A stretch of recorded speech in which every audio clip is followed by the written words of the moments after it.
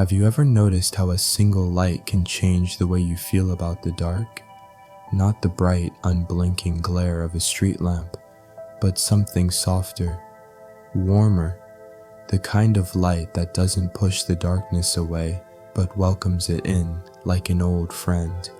At the far end of Willow Lane, where the gravel road narrows and the sycamores lean close enough to whisper to one another, there's a lantern that has burned every night for more than 20 years.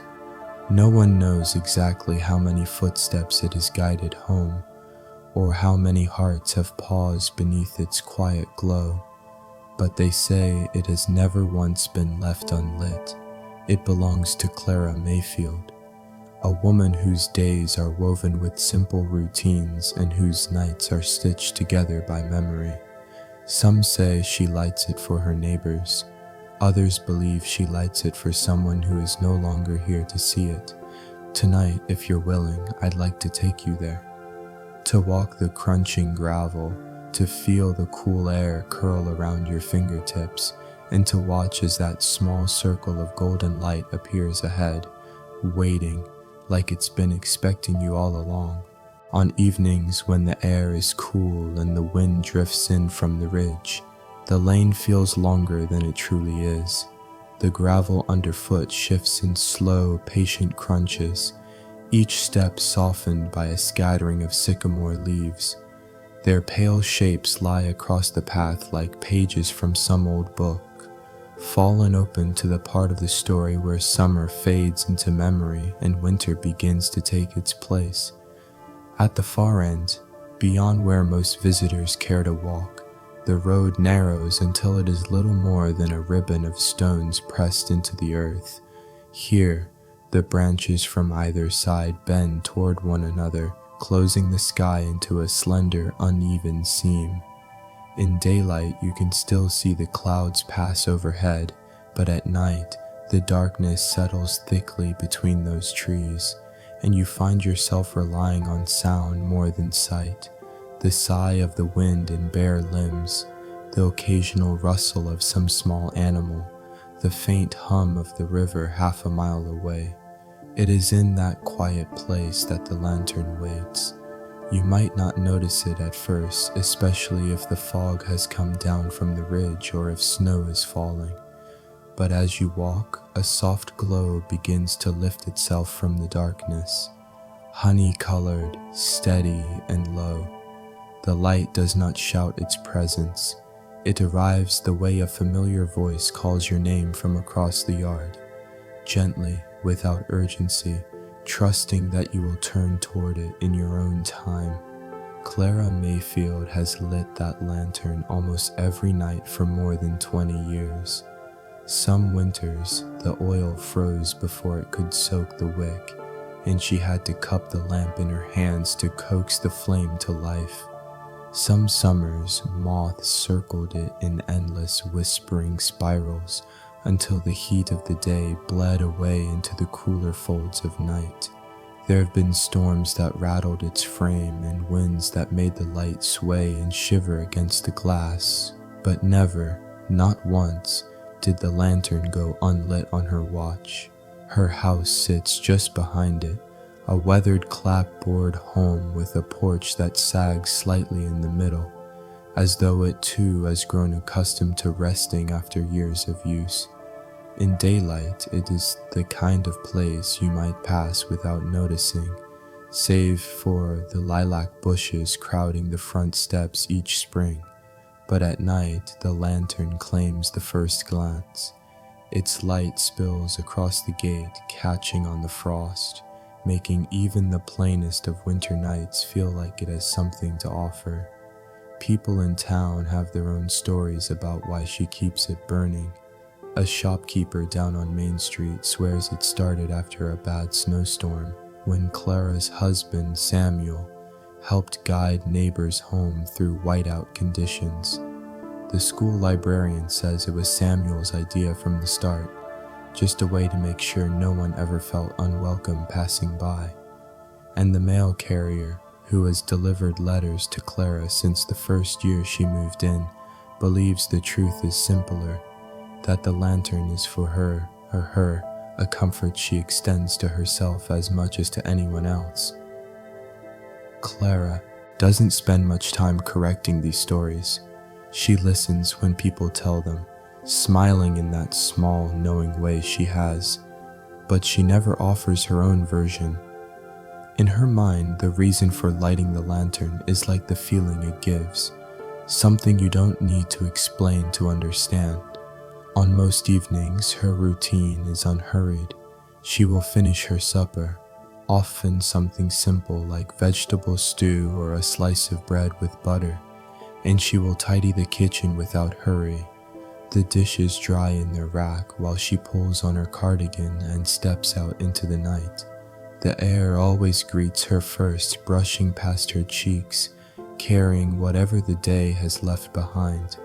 Wood smoke from a neighbor's stove, the mineral scent of rain, or the crispness of snow waiting in the clouds. She moves slowly down the path to the post at the gate, where the lantern hangs. Her hand, when it reaches for it, is steady from years of repetition. She knows the feel of the cool metal, the way the glass door swings open with the smallest resistance, the quiet scratch of the match striking.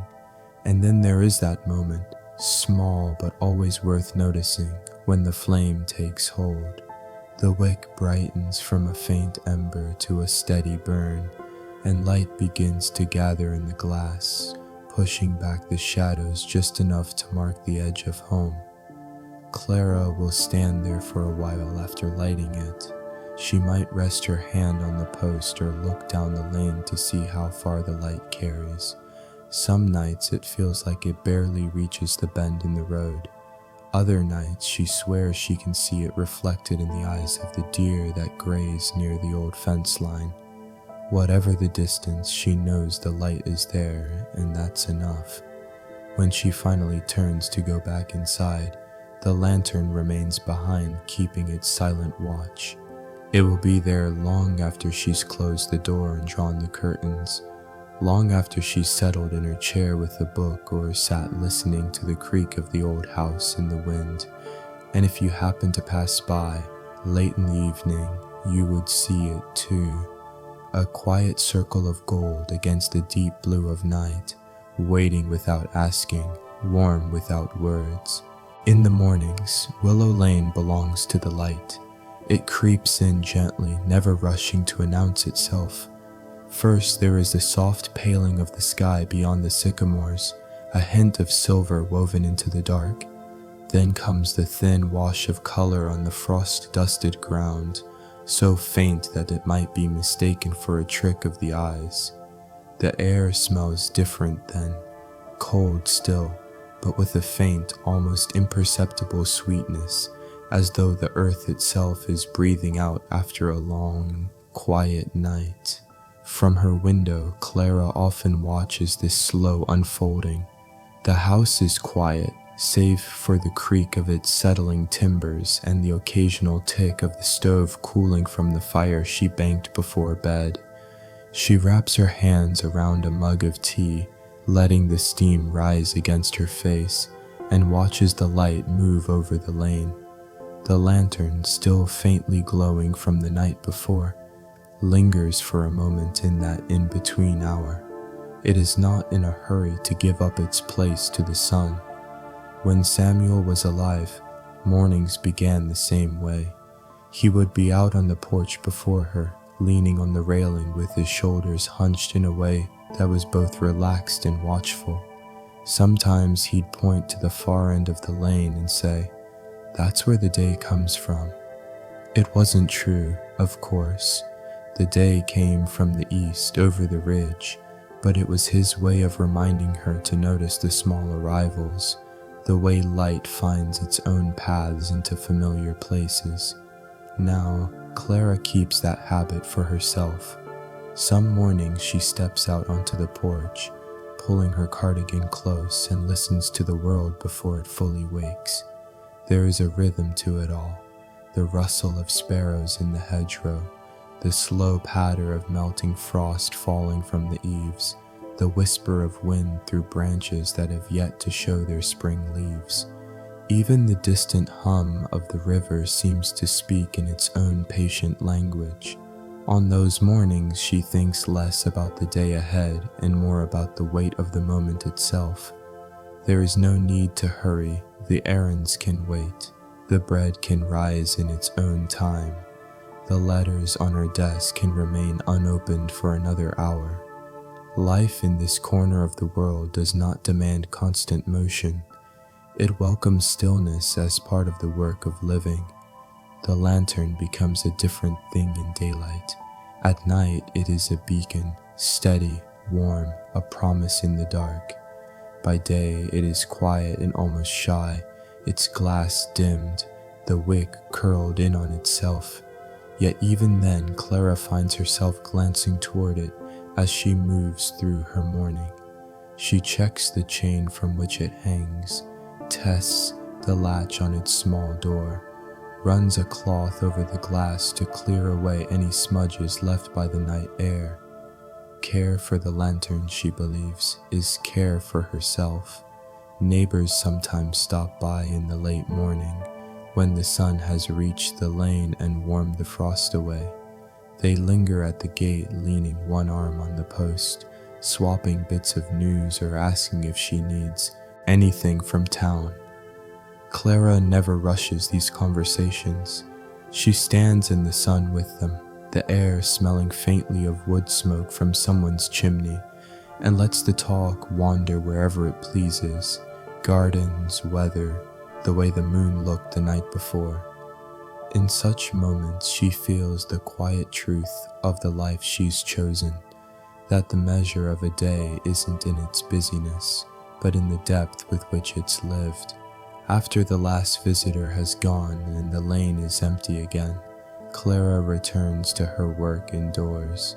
She might sweep the floorboards, the sound of the bristles brushing along the grain like a soft metronome.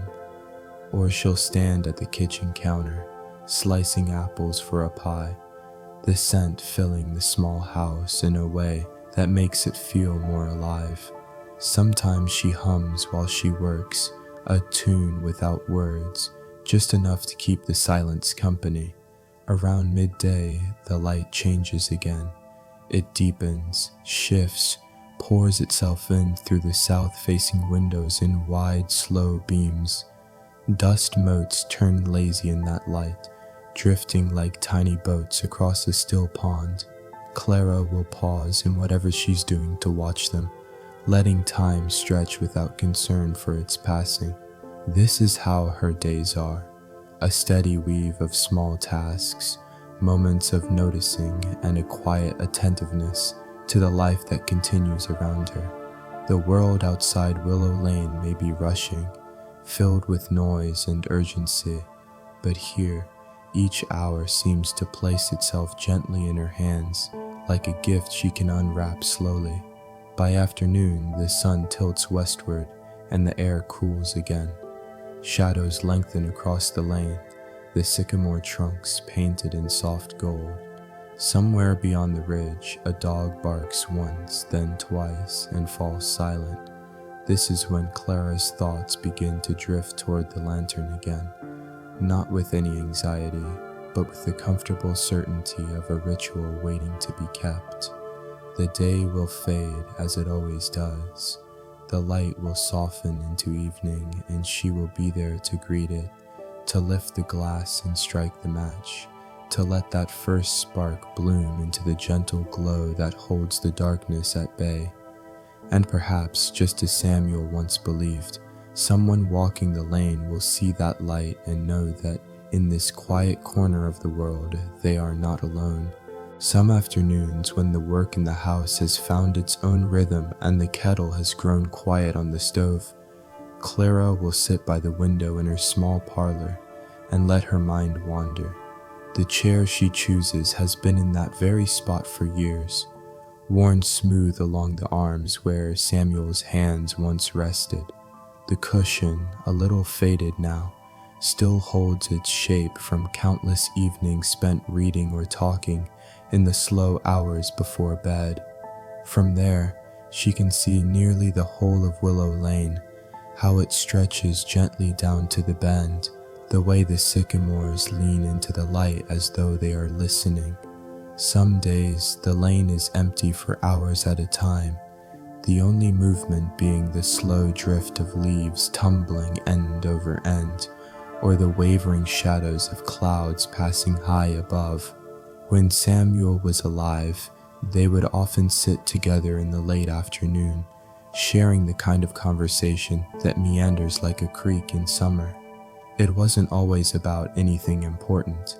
Sometimes it was only about the shape of a cloud, or how the garden beans were coming along, or whether the woodpile would last through winter. But in those quiet exchanges, Clara always felt a closeness that words alone could never fully hold. She remembers one autumn in particular, the year before Samuel passed. The lantern had just been cleaned and polished, its copper frame catching the thin sun in brief flashes as the day leaned toward evening. Samuel had spent the afternoon splitting kindling, his sleeves rolled up, a thin thread of wood smoke curling behind him. When he came inside carrying an armful of logs, he set them down and said, almost to himself, "You know, this light might outlast us both." At the time, Clara had laughed softly, shaking her head, but now, years later, she finds herself turning that thought over and over. Perhaps it wasn't just a lantern to him. It was a way of being present, even in absence. The days when visitors come are different in their own gentle way. Sometimes it's Mrs. Harrow from the next lane over, bringing a jar of blackberry preserves. Sometimes it's young Matthew, the grandson of an old friend, who stops by after school to tell Clara about the fish he caught in the creek. These visits are rarely planned. They happen the way rain showers do in spring, arriving quietly, doing their work, and leaving the air a little fresher than before. One particularly cold afternoon, a neighbor named Paul appeared at the gate, his coat buttoned high and his breath clouding the air. He had come to return a book Samuel once lent him, though it had taken him years to finish it.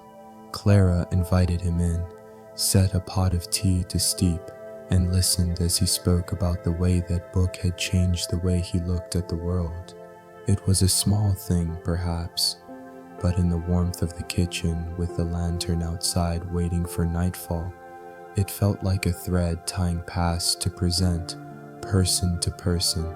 Between these visits there are long stretches of quiet that Clara does not try to fill. She has learned that stillness has its own voice if you are patient enough to hear it. On some days it speaks in the hush of snow falling so steadily that it muffles even the sound of your own footsteps. On others it is in the slow creak of the porch boards as they warm in the midday sun, or in the far-off call of a morning dove settling into the hedgerow. The afternoons give way to evening with no sudden announcements, only the gradual dimming of light, the shifting tones of the sky, the way the cold begins to seep back into the air. Clara feels it in her hands as she reaches for her cardigan, in the way her breath curls visible for a moment before dissolving. She knows that soon she will need to step outside to tend to the lantern. Before she does, she often stands at the door for a long moment, looking out at the lane. She imagines someone, perhaps a neighbor, perhaps a stranger, making their way along that narrow road, feeling the day's weight in their shoulders. She thinks of the way the light will meet them halfway, as it always does, asking for nothing in return, but offering a little warmth in the cold. It is in these moments that Clara feels closest to Samuel. She can almost see him standing there, lantern in hand, striking the match with the quiet precision he always had. The memory is not a sharp one. It comes softened by time, like a photograph left in the sun, but it holds enough of him to make her smile.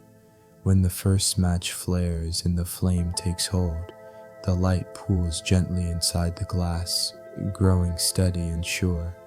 Outside, the world may be hurrying past in ways Clara cannot see, but here, on Willow Lane, night is welcomed one small circle of gold at a time. She lingers there, letting the air settle around her before turning back inside. The lantern will keep its watch. The lane will carry the day's last footsteps away, and somewhere, beyond the bend in the sycamores, the darkness will fold itself softly over the fields, knowing it is met with light. The first winter after Samuel passed came early. Frost crept over the garden before the last of the chrysanthemums had finished blooming, and the breath of the river began to carry that deep metallic cold that sinks into your bones. Clara had known, in some practical way, that the season would be different without him. What she hadn't understood was how the absence of another pair of footsteps could change the sound of the whole house. Evenings arrived sooner, shadows pooling in the corners, before she'd thought to draw the curtains. The lantern still hung by the gate, steady in its place, but in those early months she found it harder to strike the match. Not because she didn't want to, but because lighting it reminded her of the countless nights Samuel had done the same, his movements as familiar and unhurried as the turn of the seasons. She remembered one such evening from years before. Snow had been falling all day, fine as sifted flour, settling into the ruts of the lane until it looked like a path drawn in chalk. The sky was low and heavy, the kind that muffles every sound, so that even the creak of the porch board seemed distant. Samuel had stepped outside without a coat, his breath puffing in quick bursts, and lit the lantern in 3 practiced motions. When he turned back toward the house, the light followed him, cupping the edges of his face, glinting in his eyes. That image had stayed with her, tucked away in the quietest part of her mind. In that first winter alone, Clara kept busy in the small ways that life in the country requires. She swept snow from the porch each morning, chopped wood for the stove, and shook the crumbs from the kitchen rugs out into the sharp air. These tasks were not just work, they were a rhythm, something that carried her forward when the days felt too long. Nature, in its patient way, kept her company. The sycamores stood bare and silver against the sky, their bark peeling in strips like old paper. Birds came and went, juncos and chickadees, the occasional bright cardinal flashing against the white. At dusk, the rabbits ventured from the hedgerows, their tracks threading the snow like stitches in a quilt. Watching them, Clara felt the hours slow into something she could hold. She began to notice the way light behaved in winter, how the low sun reached farther into the rooms in the morning, laying pale gold across the floorboards, how the lantern's glow seemed softer in the snow, as if the world itself were reflecting it back. Sometimes, when the air was still, she would step outside after dark just to see how far the light carried. The frost on the fence rails caught it in delicate sparks, and for a few moments, the whole lane seemed to be breathing with her. The townspeople, in their quiet way, watched over her. Mrs. Harrow would stop by with a jar of soup or a loaf of bread. The postman lingered an extra minute at the gate to ask how she was faring. Even the children who passed on, their way to school, learned to wave at the lantern in the mornings, as though it were a neighbor in its own right. Clara came to understand that the lantern was not only hers to tend, it belonged, in some unspoken way, to everyone who passed under its glow.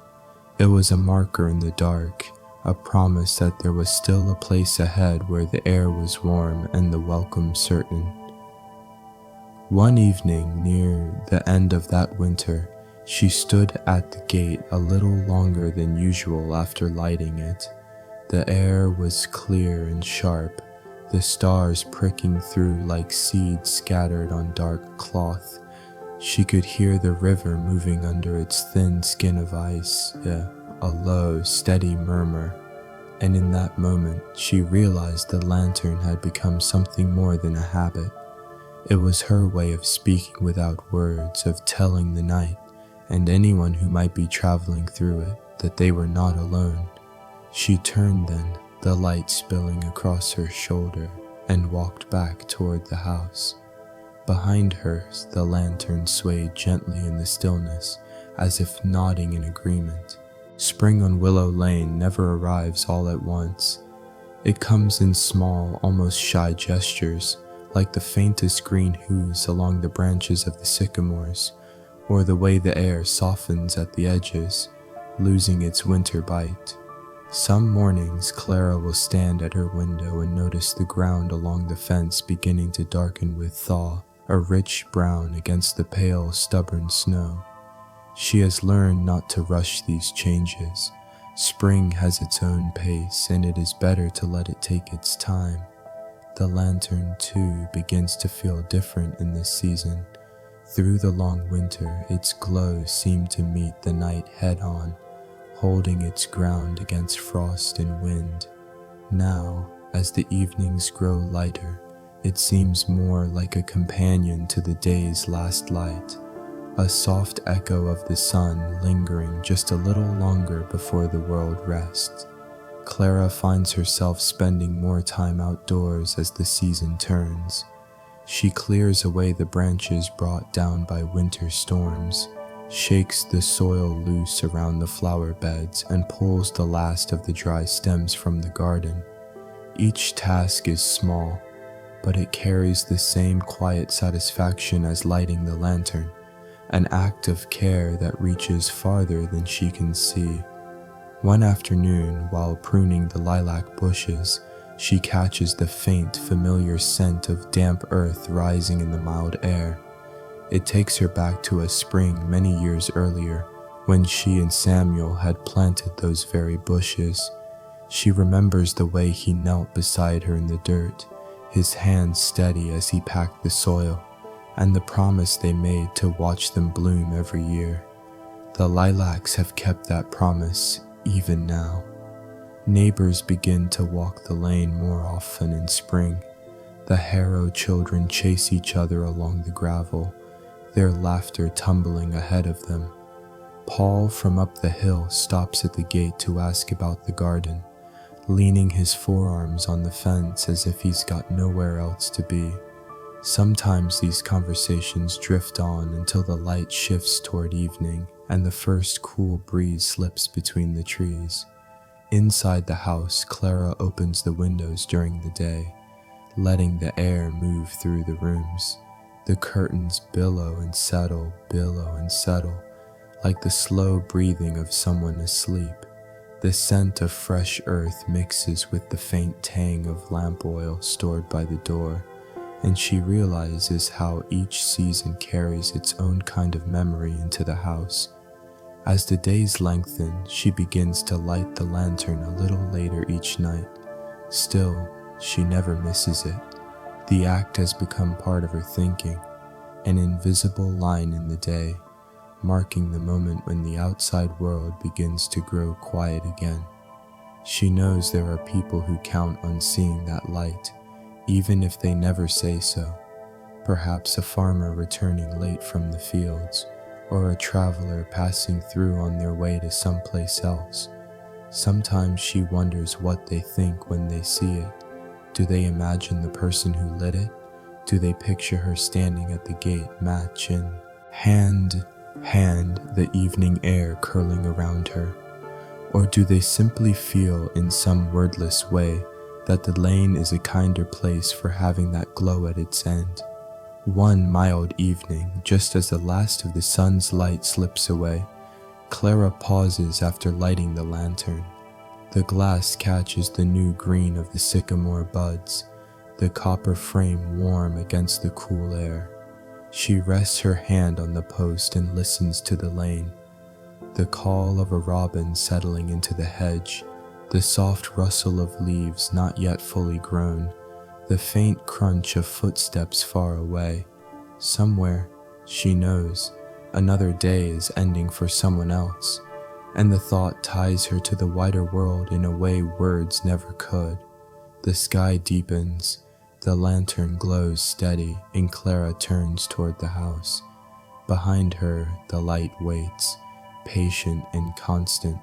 Ahead of her, the rooms are filled with the gentle clutter of a life well lived, the half-read book on the table, the teacup still warm from earlier, the faint scent of lilacs drifting in through the open window.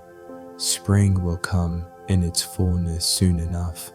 For now, she is content to meet it one quiet evening at a time, letting the lantern mark the days as they pass, each one a small, shining thread in the fabric of her life on Willow Lane.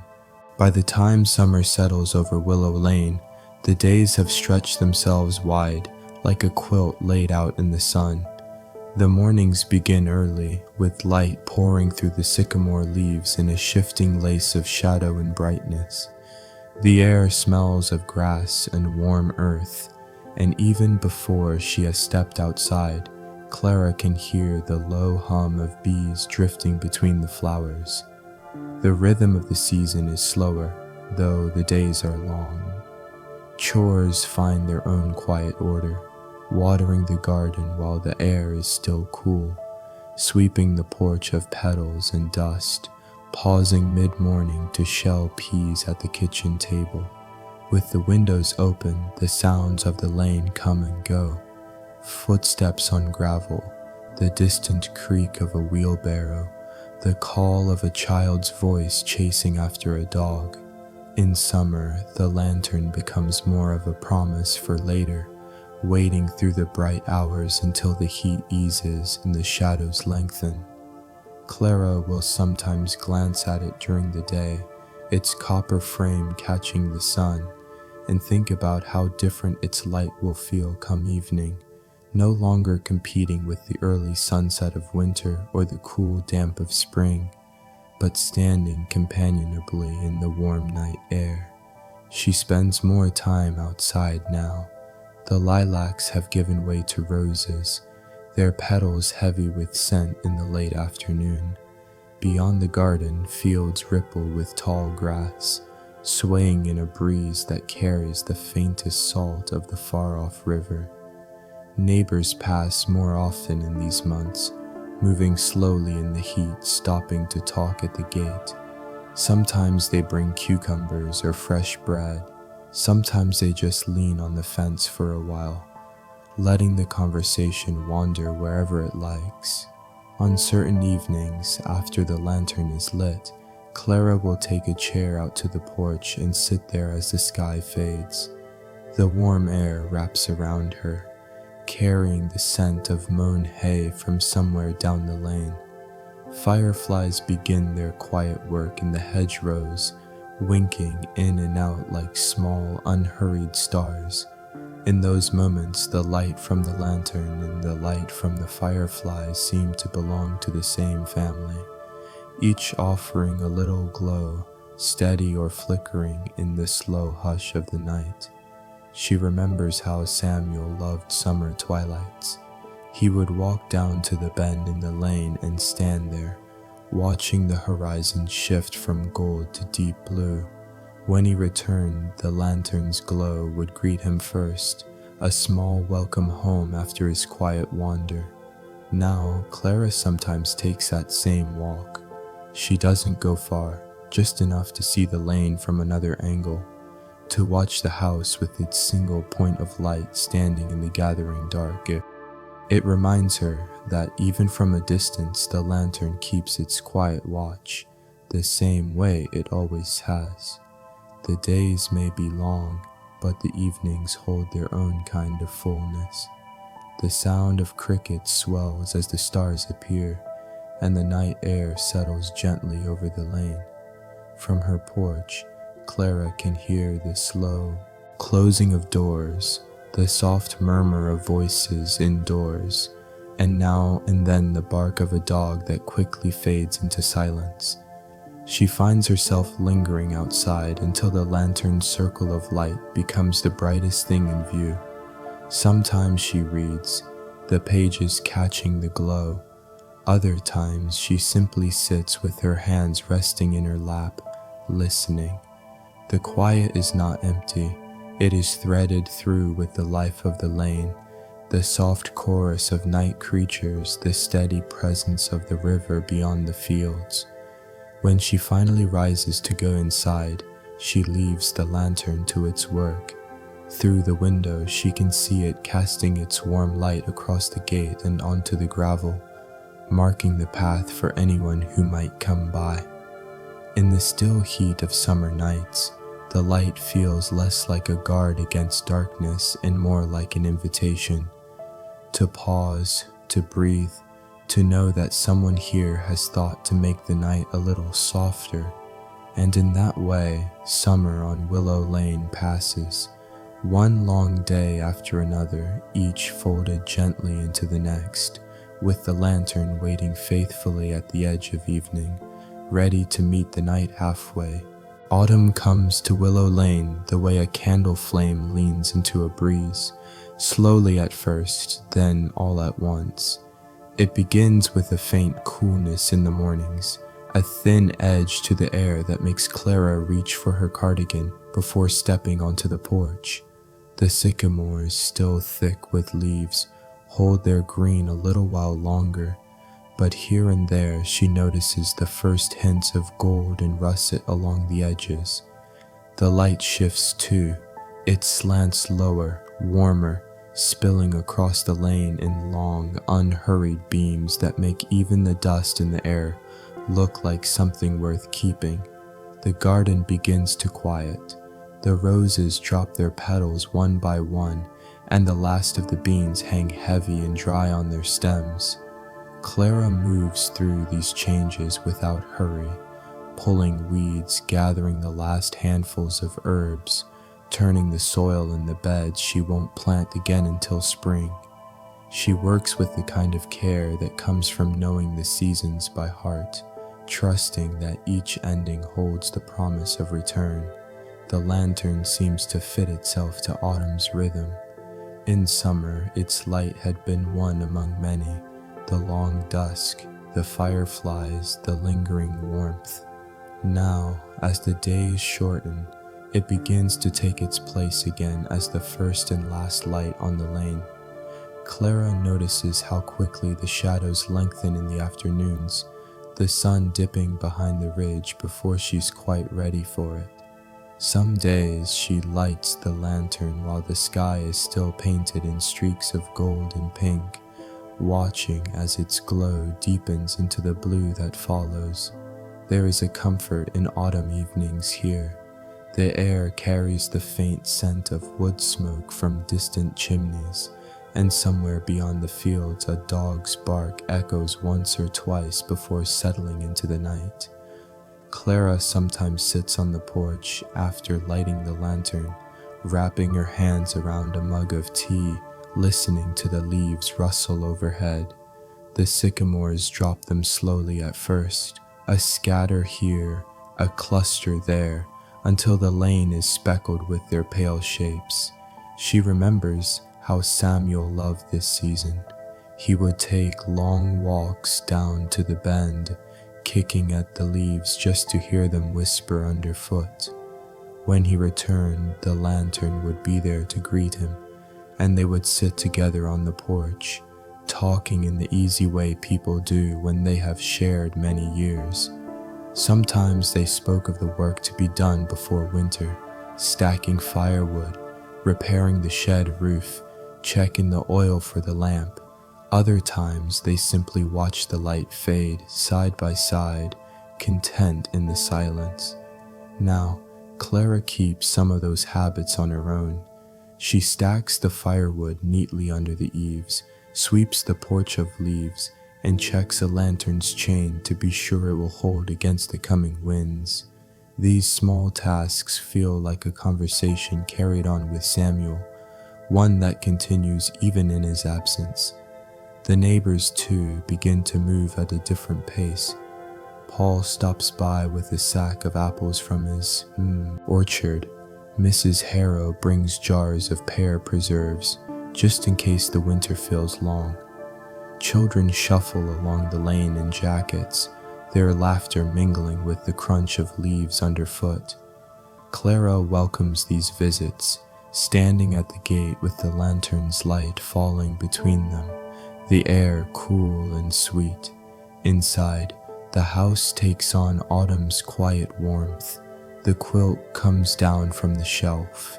The kitchen smells of cinnamon and baked bread, and the evenings stretch out like an open book. Sometimes, after tending the lantern, Clara will sit in her old chair with a book resting in her lap, reading a few pages before letting her eyes wander to the window. Outside, the light glows steadily, haloed by the soft drift of falling leaves. There is a kind of stillness in these days that feels like a gift. The rush of summer has passed, but winter's sharpness has not yet arrived. It is a time for taking stock, for savoring what remains. Clara feels it each time she lights the lantern, as if the act is not only for the travelers who might pass by, but also for herself, a way of marking the day's end with something steadfast. And so, as autumn deepens, the lantern keeps its quiet vigil at the end of Willow Lane. Each evening, its light meets the early dark, reminding anyone who sees it, whether neighbor, stranger, or simply a soul passing through, that there is always a place where the night is met with welcome. Winter does not arrive in Willow Lane with a single snowstorm or a sudden frost. It comes in gradual steps, each one quieter than the last, until the air has thinned into something you can almost taste, sharp, metallic, and edged with the scent of wood smoke. The mornings grow pale, the fields lie still under a sky the color of pewter, and the sycamores stand bare against the ridge, their branches like open hands. Clara feels the shift before she sees it. The wind carries a new weight, and the afternoons close in earlier each day. By the time she strikes the match for the lantern, the horizon has already swallowed the sun, leaving a faint silver glow that quickly fades into blue. The light from the lamp seems stronger now, sharper against the cold air, though it burns with the same steady flame as always. She moves through these early days of winter with the quiet patience the season asks for. The porch is swept of the last brittle leaves, the garden beds lie under a blanket of mulch, and the heavy curtains are drawn each night to keep the warmth close. The house takes on the scent of stews simmering on the stove, of bread baked in the old cast-iron pot, of cinnamon drifting from a kettle of mulled cider. Lighting the lantern in winter feels different than in any other season. In summer, it had been a gentle gesture, a companion to the warm dusk. In autumn, it was a marker of change, greeting the early dark. But in winter, it becomes something necessary, both for the lane and for herself. The night here can be deep, the cold absolute. A pool of light at the gate is not just a welcome. It is a reminder that life continues inside, that someone is still awake to tend the flame. She remembers winters with Samuel, how he would wrap his scarf twice around his neck, step out into the snow with the lantern in hand, and lift it slightly as if to test its weight. The snow would squeak beneath his boots, the light catching in the crystals scattered over the path. When he returned, his cheeks flushed from the cold. The scent of lamp oil and frost would follow him inside.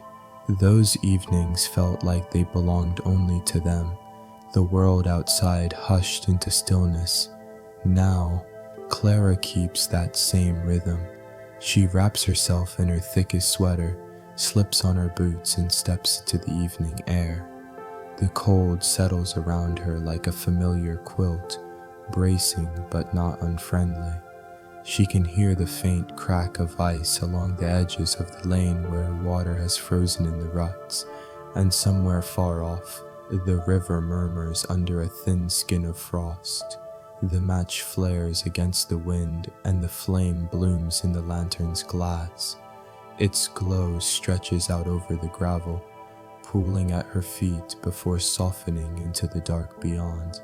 Sometimes Clara imagines the light traveling farther than her eyes can see, reaching the bend in the lane, touching the edges of the fields, brushing against the hands of someone on their way home. The neighbors notice. Paul tells her that on the coldest nights he can see the lantern from the ridge, like a star someone left behind. Mrs. Harrow says it reminds her of her grandmother's porch lamp, the one that burned through every blizzard of her childhood. These words settle in Clara's heart the way snow settles on the fence rails, slowly, quietly, becoming part of the landscape. Inside, the windows fog with warmth as she moves through the rooms, the faint light from the lantern still visible from her chair in the parlor. She'll sit there with a book in her lap, the words blurring now and then as her gaze drifts to the glow outside. The night deepens, the air grows colder, but the light remains. And so, winter settles over Willow Lane in its patient way. The days are shorter, the nights longer, but each evening the lantern answers the dark. It does not chase it away. That has never been its purpose. Instead, it stands in the midst of it, offering a quiet place to pause, a moment of steadiness in the turning of the year. By midwinter, the snow has settled in like an old friend who knows it will be staying a while. It lies deep along the hedgerows, clings to the fence rails, and softens the shapes of the garden beds until they look like small rounded hills. The lane itself is narrowed to 2 crisp tracks of compacted white, marked here and there by the faint trace of deer hooves or the light scatter of bird prints.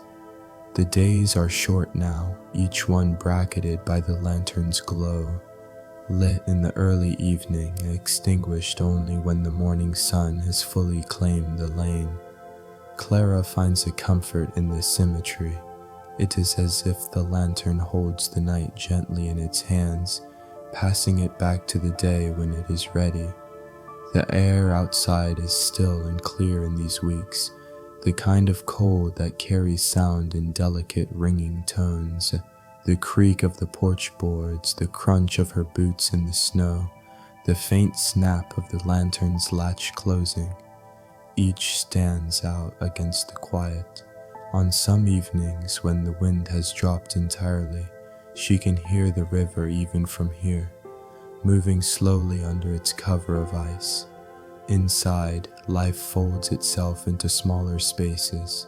The kitchen becomes the warmest room in the house, its windows fogged with steam from the pot on the stove. The scent of stew lingers in the air long after supper, mingling with the faint tang of lamb oil and the clean, dry smell of the wood stacked by the hearth.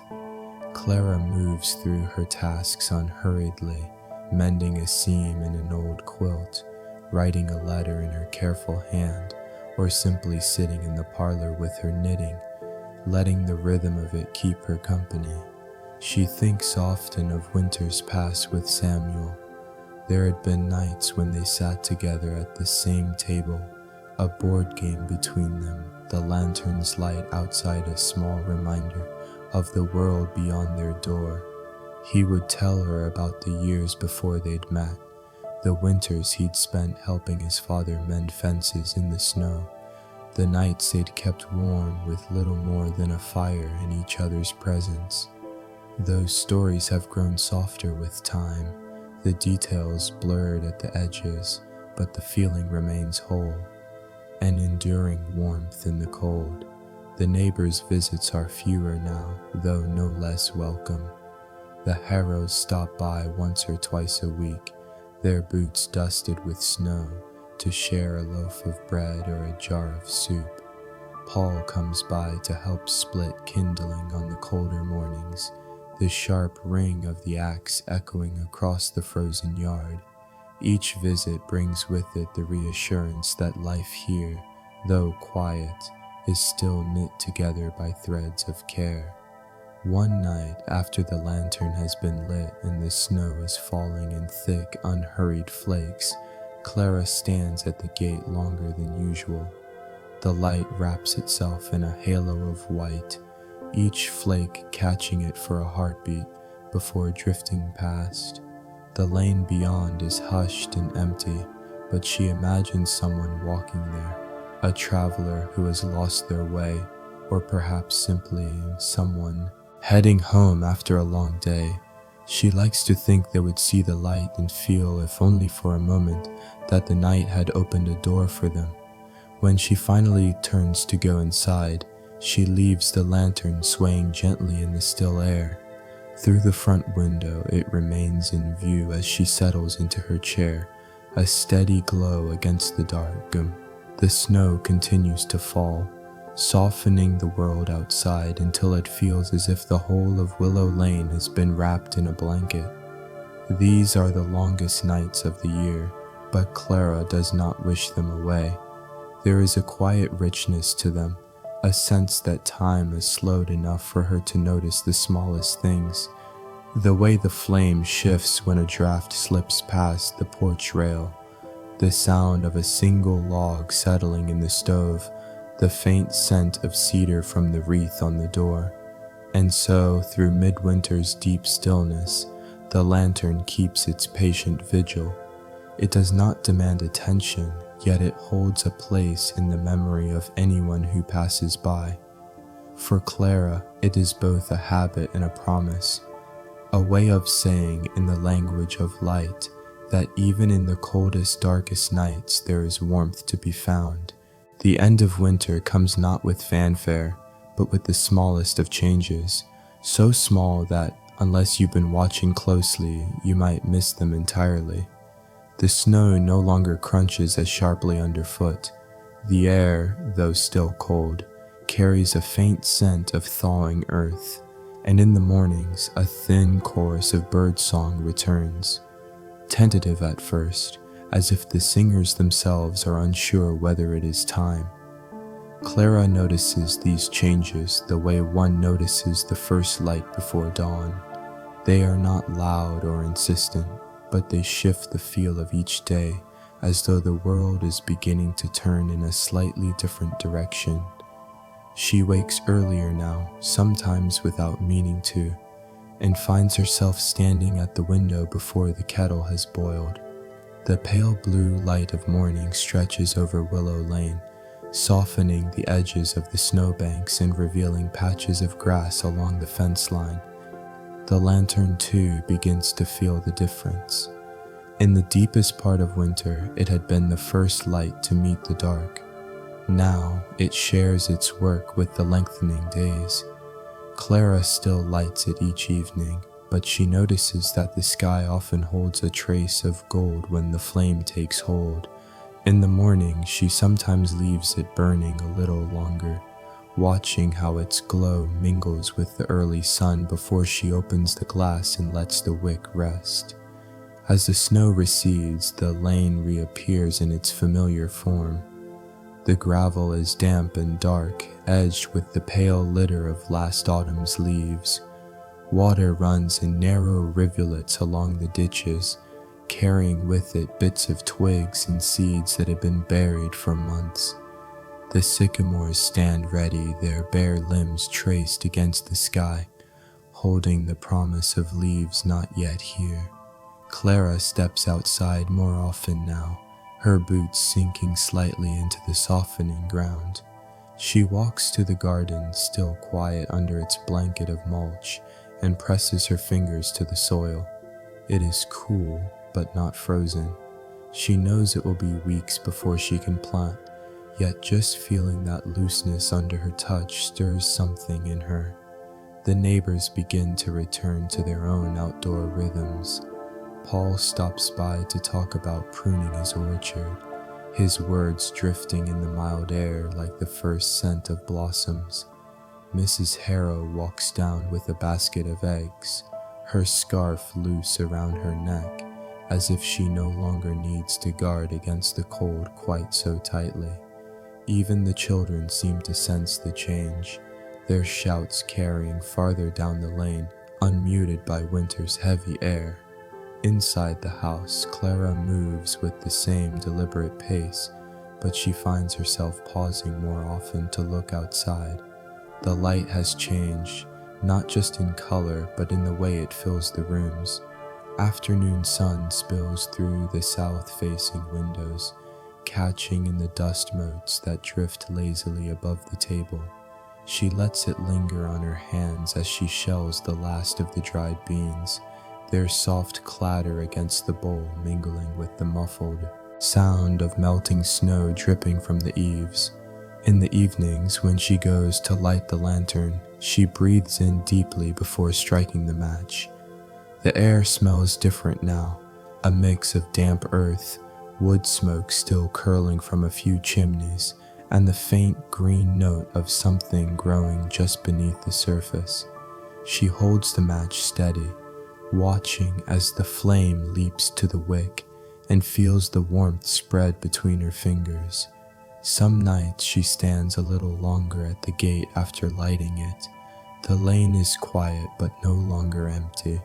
The snow reflects the lantern's glow in soft patches, and here and there the ground shows through, dark and promising. She thinks of how the seasons have turned since the last thaw, how the lantern has marked each day without fail. It has been a constant through heat and frost, light and shadow, a reminder that even the smallest flame can shape the space around it. Clara has never thought of the lantern as a burden. It is, in a way, her conversation with the world beyond her gate. And now, as the nights grow shorter, she feels the weight of winter begin to lift, replaced by the quiet anticipation of what comes next. When she finally turns to go inside, the light follows her for a few steps, stretching across the damp gravel like a path. Behind her, it will keep its watch until the morning sun takes over. Ahead of her, the house waits, warm and familiar, carrying the gentle promise of another season beginning.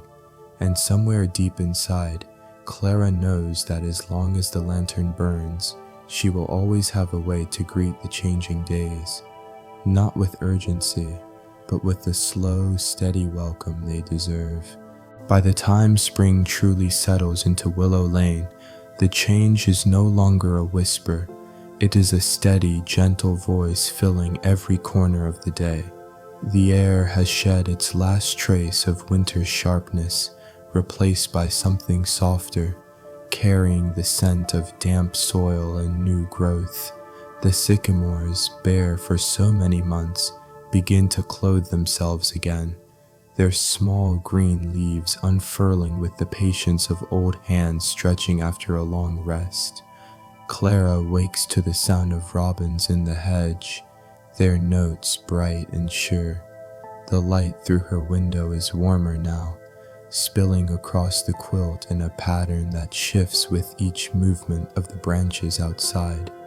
She lingers in bed a few moments longer than usual, letting the sound and the light settle into her before rising.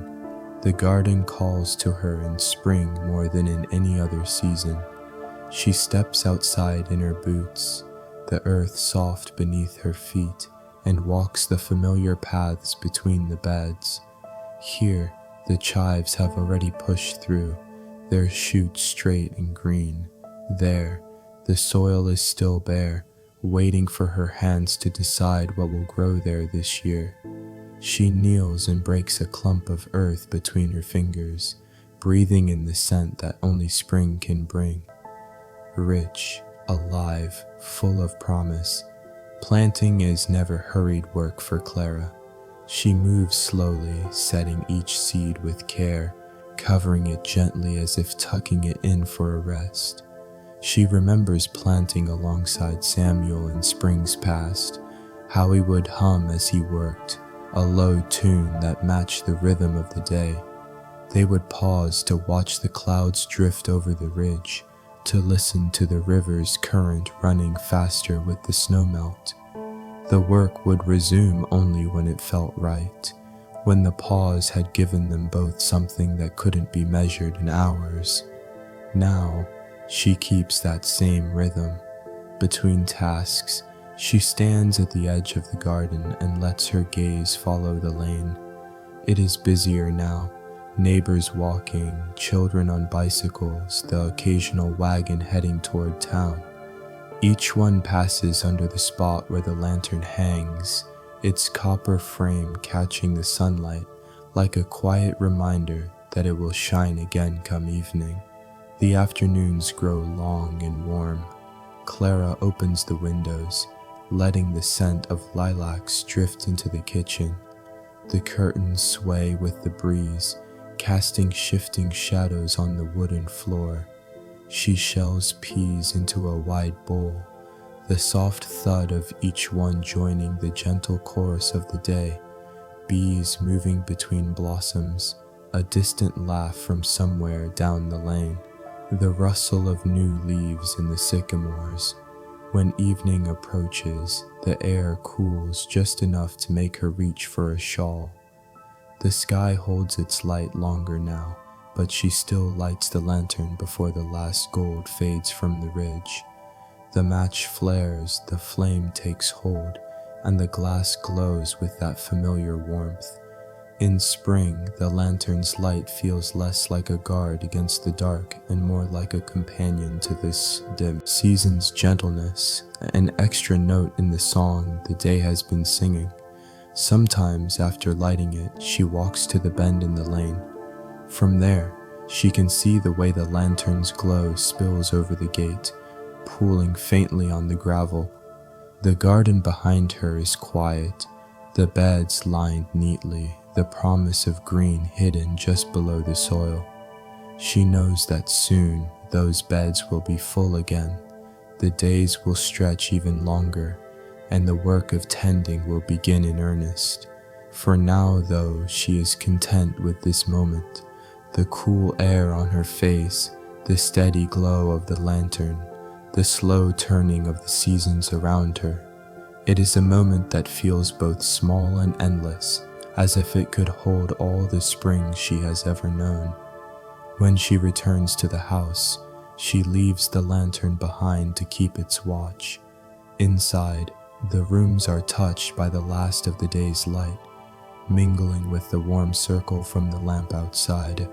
The air carries the faint scent of lilacs and freshly turned earth, a reminder that the world is beginning again in its own unhurried way. And as she sits down with a cup of tea, Clara thinks that this is what the lantern has always been for, not just to mark the end of a day, but to honor the quiet beginnings hidden inside it. By mid-spring, the garden has begun to lift its face fully to the sun. What was bare earth only weeks ago now shows rows of tender shoots, their greens vivid against the dark, rich soil. Clara walks slowly between the beds each morning, her hands brushing lightly over the new growth.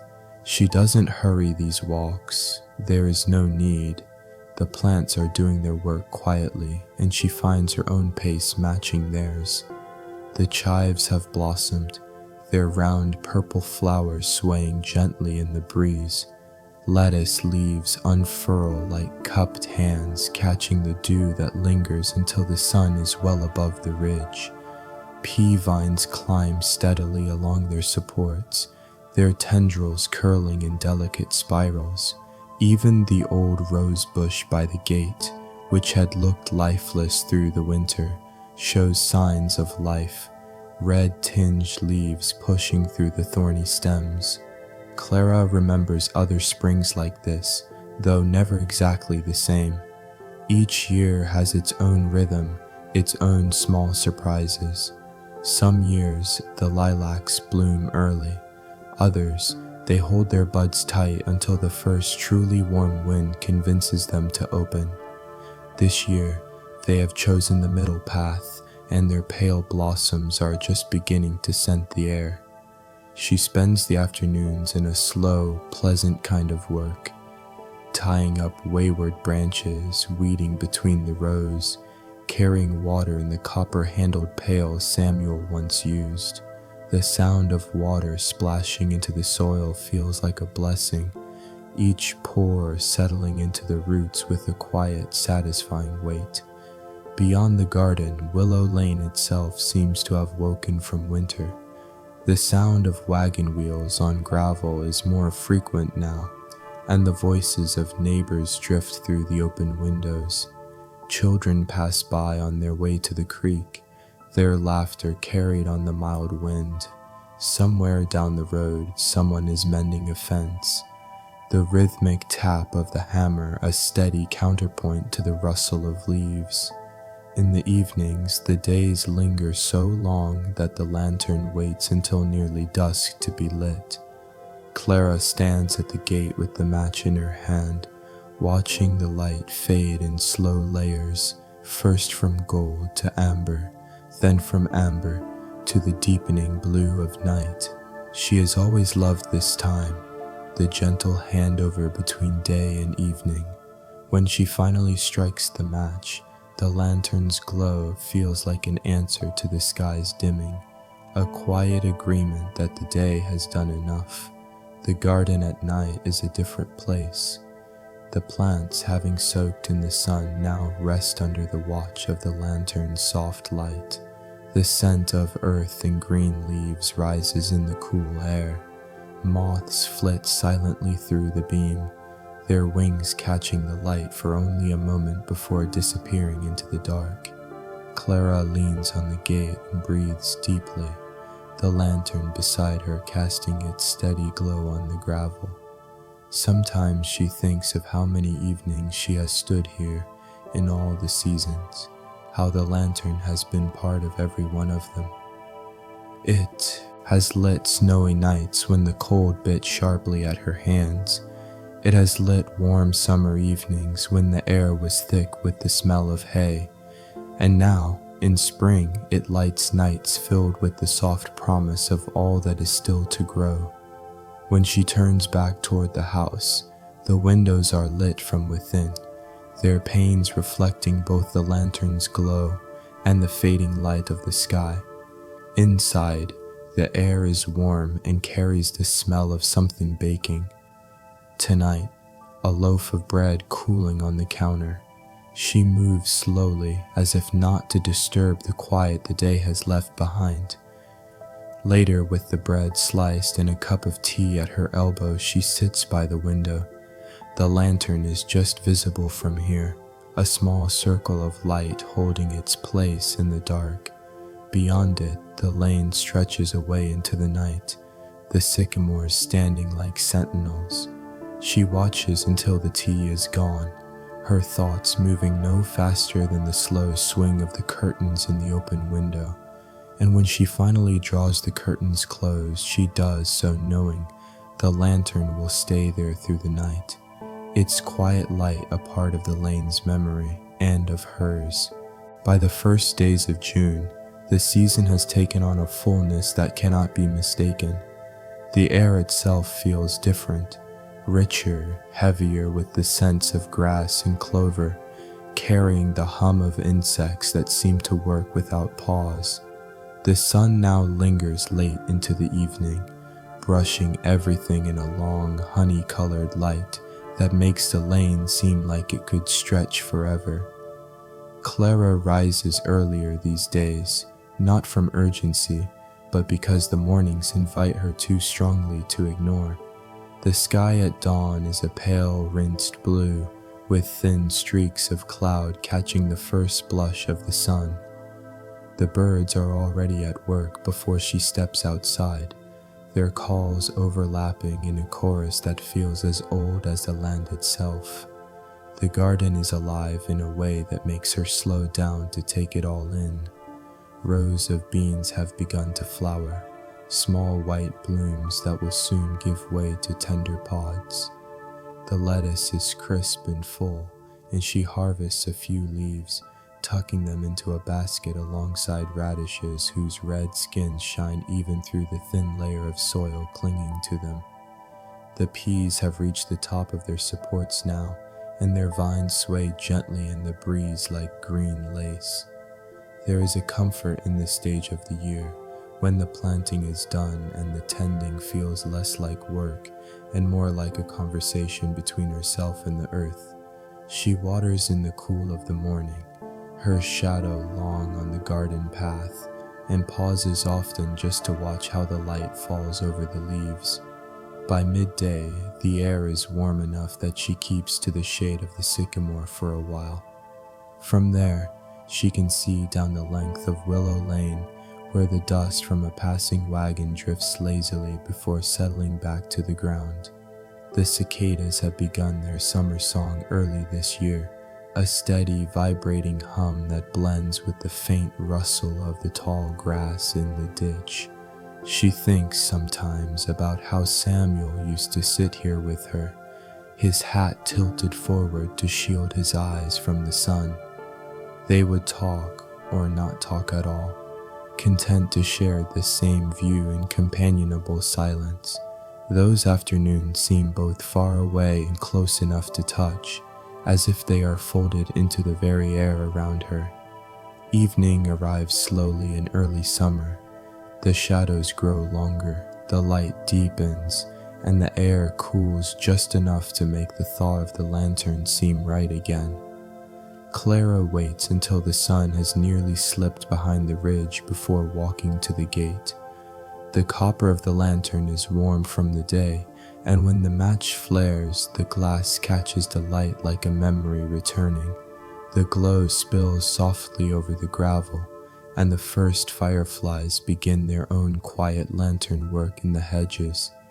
Their tiny lights appear and vanish, never in the same place twice, as if they're moving on some secret path she can't see. The night insects begin their chorus, a gentler rhythm than the cicadas, and the air carries the sweet scent of clover from the field beyond the lane. Clara stands there longer than she needs to, her hands resting lightly on the gate. She watches as a neighbor passes, offering a small wave that feels like more than a greeting. It feels like an acknowledgement of all the evenings they've both lived through on this lane.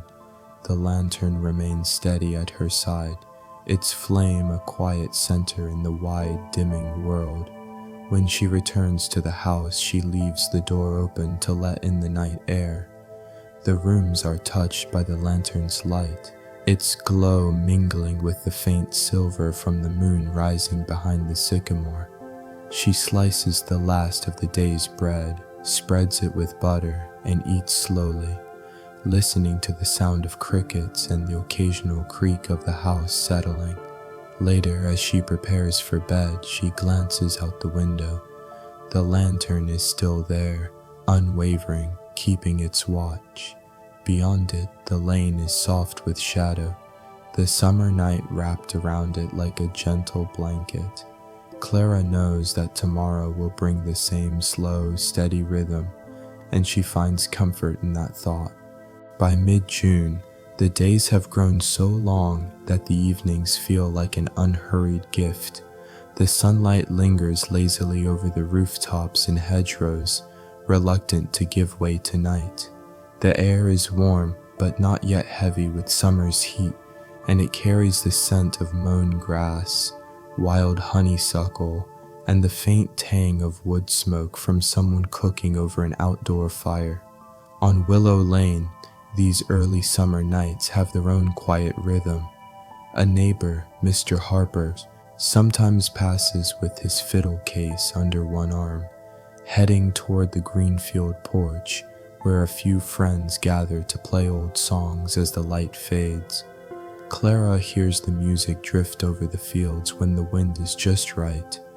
Slow waltzes, gentle reels, tunes that seem older than memory itself. This time of year, people are outside more often.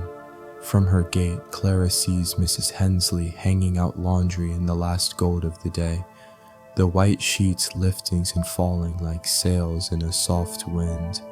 Farther down the lane, children ride their bicycles in lazy loops, their voices bright but not urgent, as if the evening itself is telling them there is no rush to go inside. Clara's own days begin in the same unhurried way they always have, but she notices how much more time she spends outdoors now. She sits longer on the back steps with her tea, listening to the bees in the clover. She lingers by the garden fence, watching a wren dart in and out of its nest tucked deep in the honeysuckle vines. The world seems to move at the pace of her thoughts, steady, deliberate, without haste. The garden is reaching its summer fullness. Tomatoes hang small and green on the vines, their skins glossy in the sun. The squash plants spread wide, their leaves large enough to catch the sound of the rain when it comes. Clara tends them without hurry, pulling a few weeds, tying up branches, pressing her hand lightly against the warm earth. When the afternoon sun grows strong, she retreats to the shade of the old sycamore, its branches heavy with leaves that flicker in the breeze. From there, she can see most of the lane. It's not much to look at to anyone passing through, just a stretch of gravel between fields, but to her, every bend, every fence post, every worn patch of grass is a chapter in a story she's known her whole life. As the evening begins its slow arrival, she walks to the gate with the matchbox in her hand. The ritual of lighting the lantern is as familiar as breathing.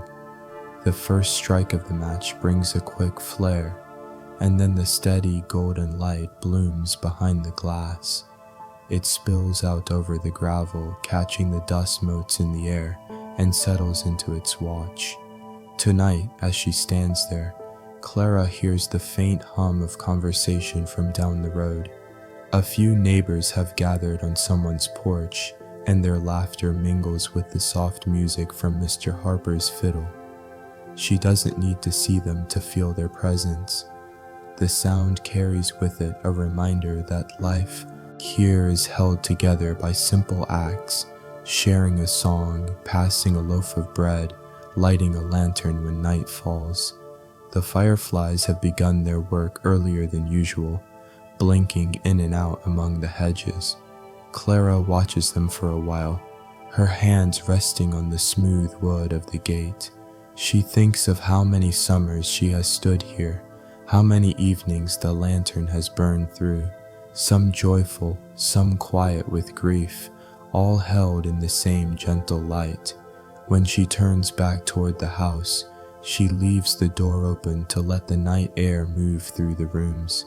The scent of the garden follows her inside, mingling with the faint smell of lavender from the linen drawer. She slices a peach into a small bowl, its juice pooling at the bottom, and eats it slowly by the window. Outside, the lantern's glow is steady, a soft anchor in the growing dark.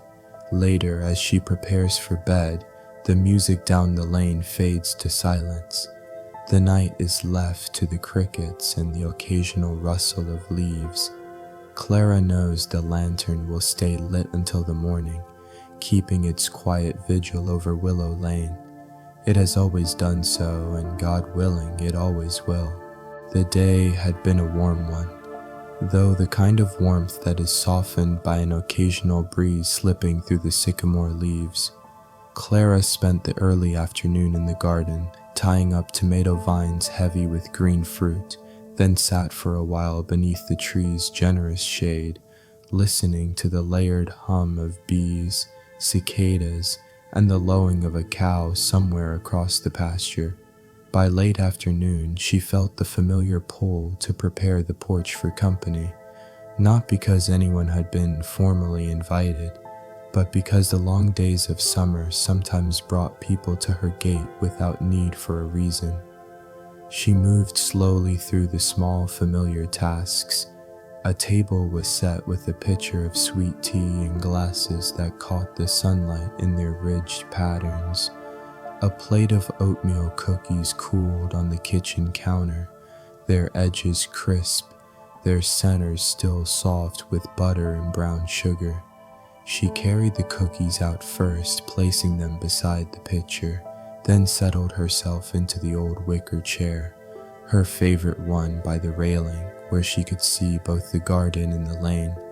The cushions, faded by years of sun, gave just enough comfort, and she leaned back with a sigh, feeling the day's labor ease from her shoulders. The first to arrive was Mrs. Hensley, walking slowly, her wide-brimmed hat tipped forward against the lowering sun.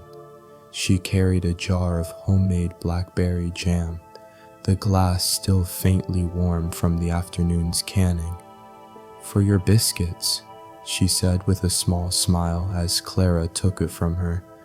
They sat together, their talk meandering from the health of the garden to the latest news from a niece in town. Not long after, Mr. Harper appeared, the fiddle case in one hand, a loaf of bread wrapped in a cotton towel in the other. "Baked this morning," he said, setting it down beside the cookies.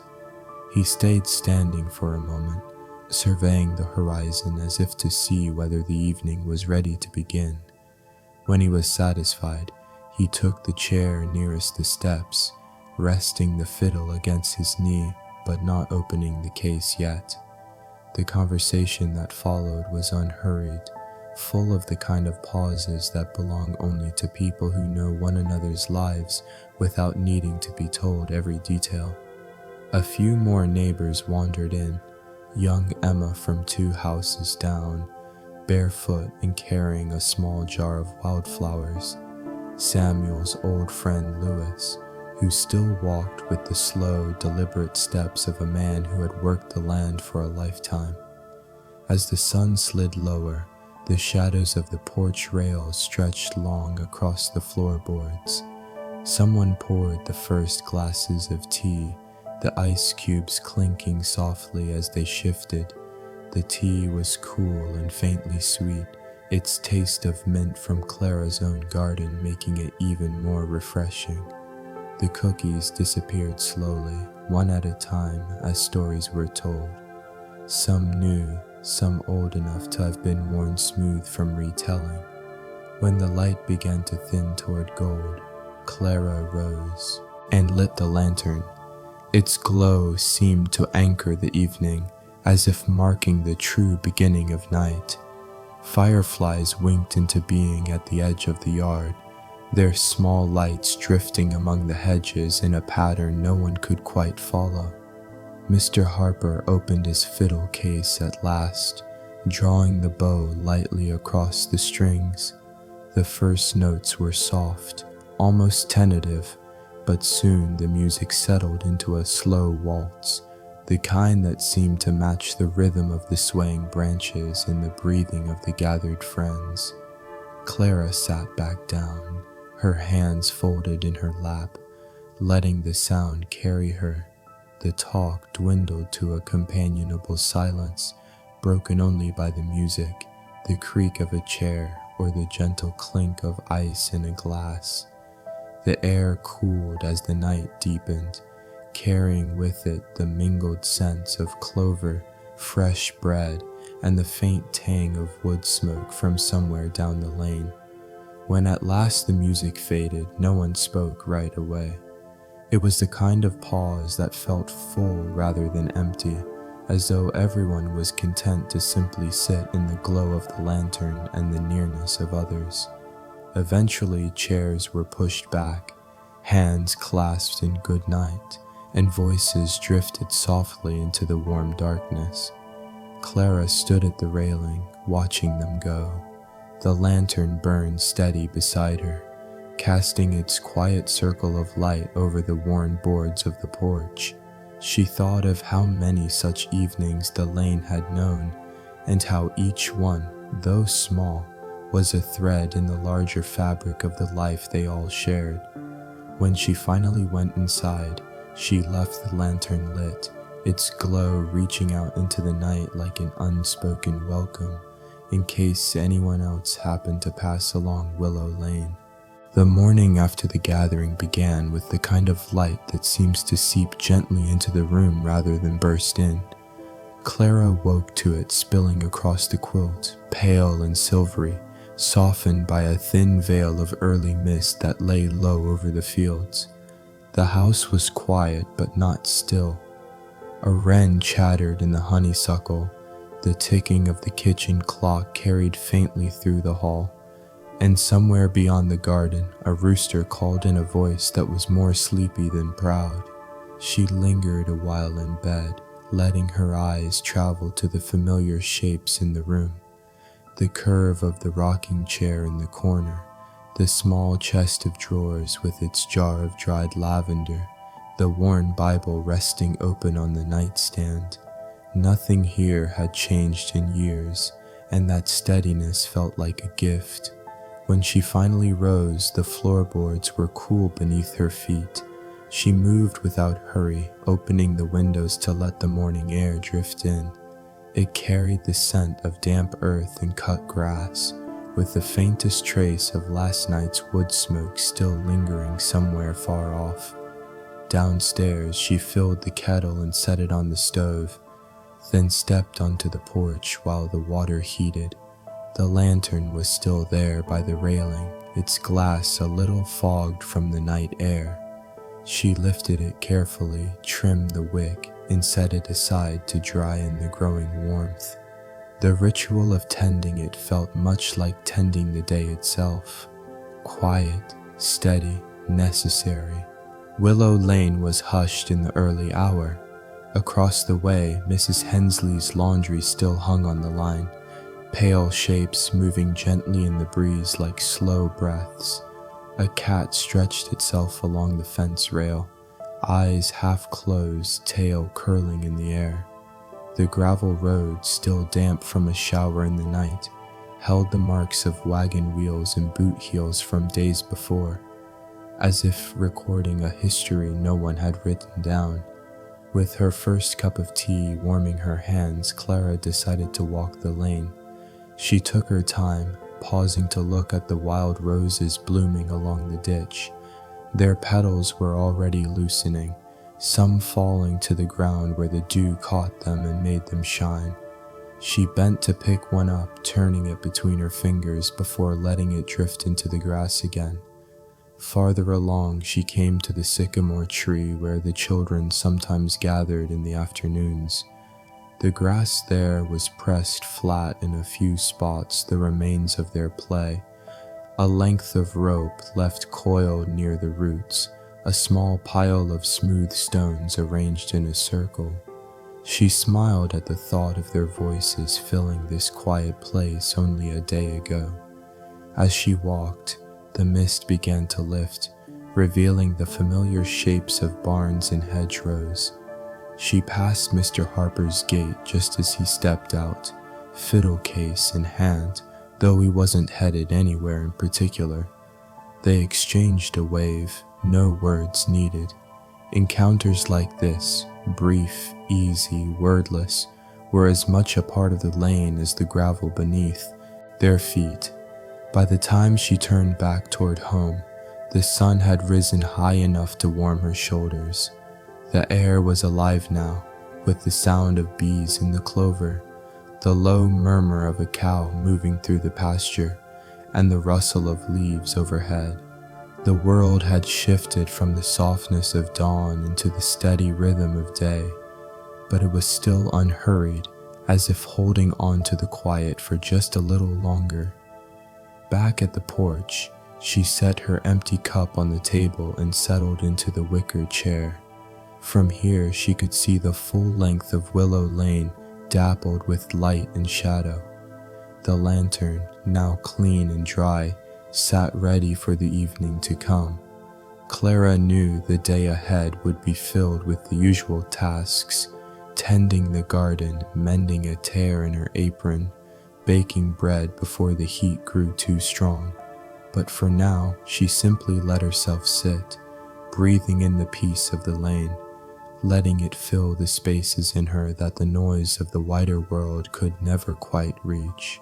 Some mornings, she thought, it was enough to do nothing more than witness the world as it was, whole, steady, and quietly beautiful. It began with a shift in the air, not the heavy wind that comes before a summer storm, but a cooler breath, as though the earth itself exhaled in relief after days of warm, unbroken sunshine. Clara noticed it first while standing at the kitchen sink, her hands deep in a basin of soapy water. The open window above the counter framed a sky turning soft with cloud, not gray exactly, but a muted silver, as if the morning light had been folded inside a piece of linen. By mid-morning, the first drops began to fall. They touched the leaves of the sycamore in slow, deliberate taps, each one making its way through the layers of green before finding the earth. Clara set the last of the washed dishes on the rack, dried her hands on her apron, and moved to the porch, drawn by the quiet invitation of rain. From the wicker chair, she could see the lane shimmering under the new wetness. The gravel darkened, the air thickened with the scent of soil and grass. Somewhere far off, a mourning dove called, its note soft and unhurried, as if it too had settled in to listen. Rain changes the shape of time.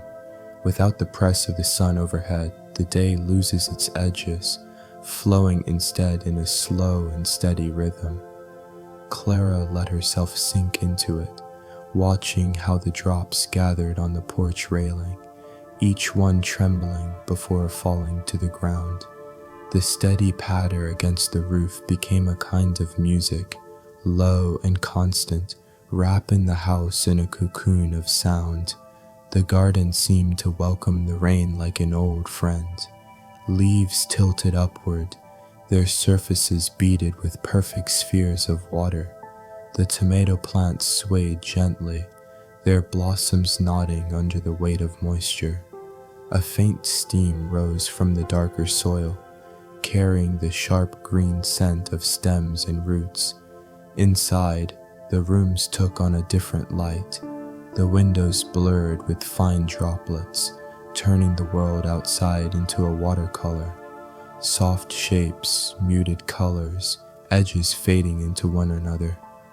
Clara moved slowly through the house, her footsteps muffled by the braided rugs. She paused in the front room to straighten a stack of books, then lingered by the mantel where the lantern rested in its usual place. Even unlit, it seemed to hold a quiet readiness, as though it too felt the comfort of the rain. She brewed a pot of chamomile tea, the steam curling upward and carrying the honey-sweet scent into the kitchen. Pouring it into her favorite mug, the one with the small chip on the handle, she carried it to the armchair by the window. There, she sat with her feet tucked under the quilt, the mug warm in her hands, and watched the rain trace its slow paths down the glass. Hours passed without her marking them.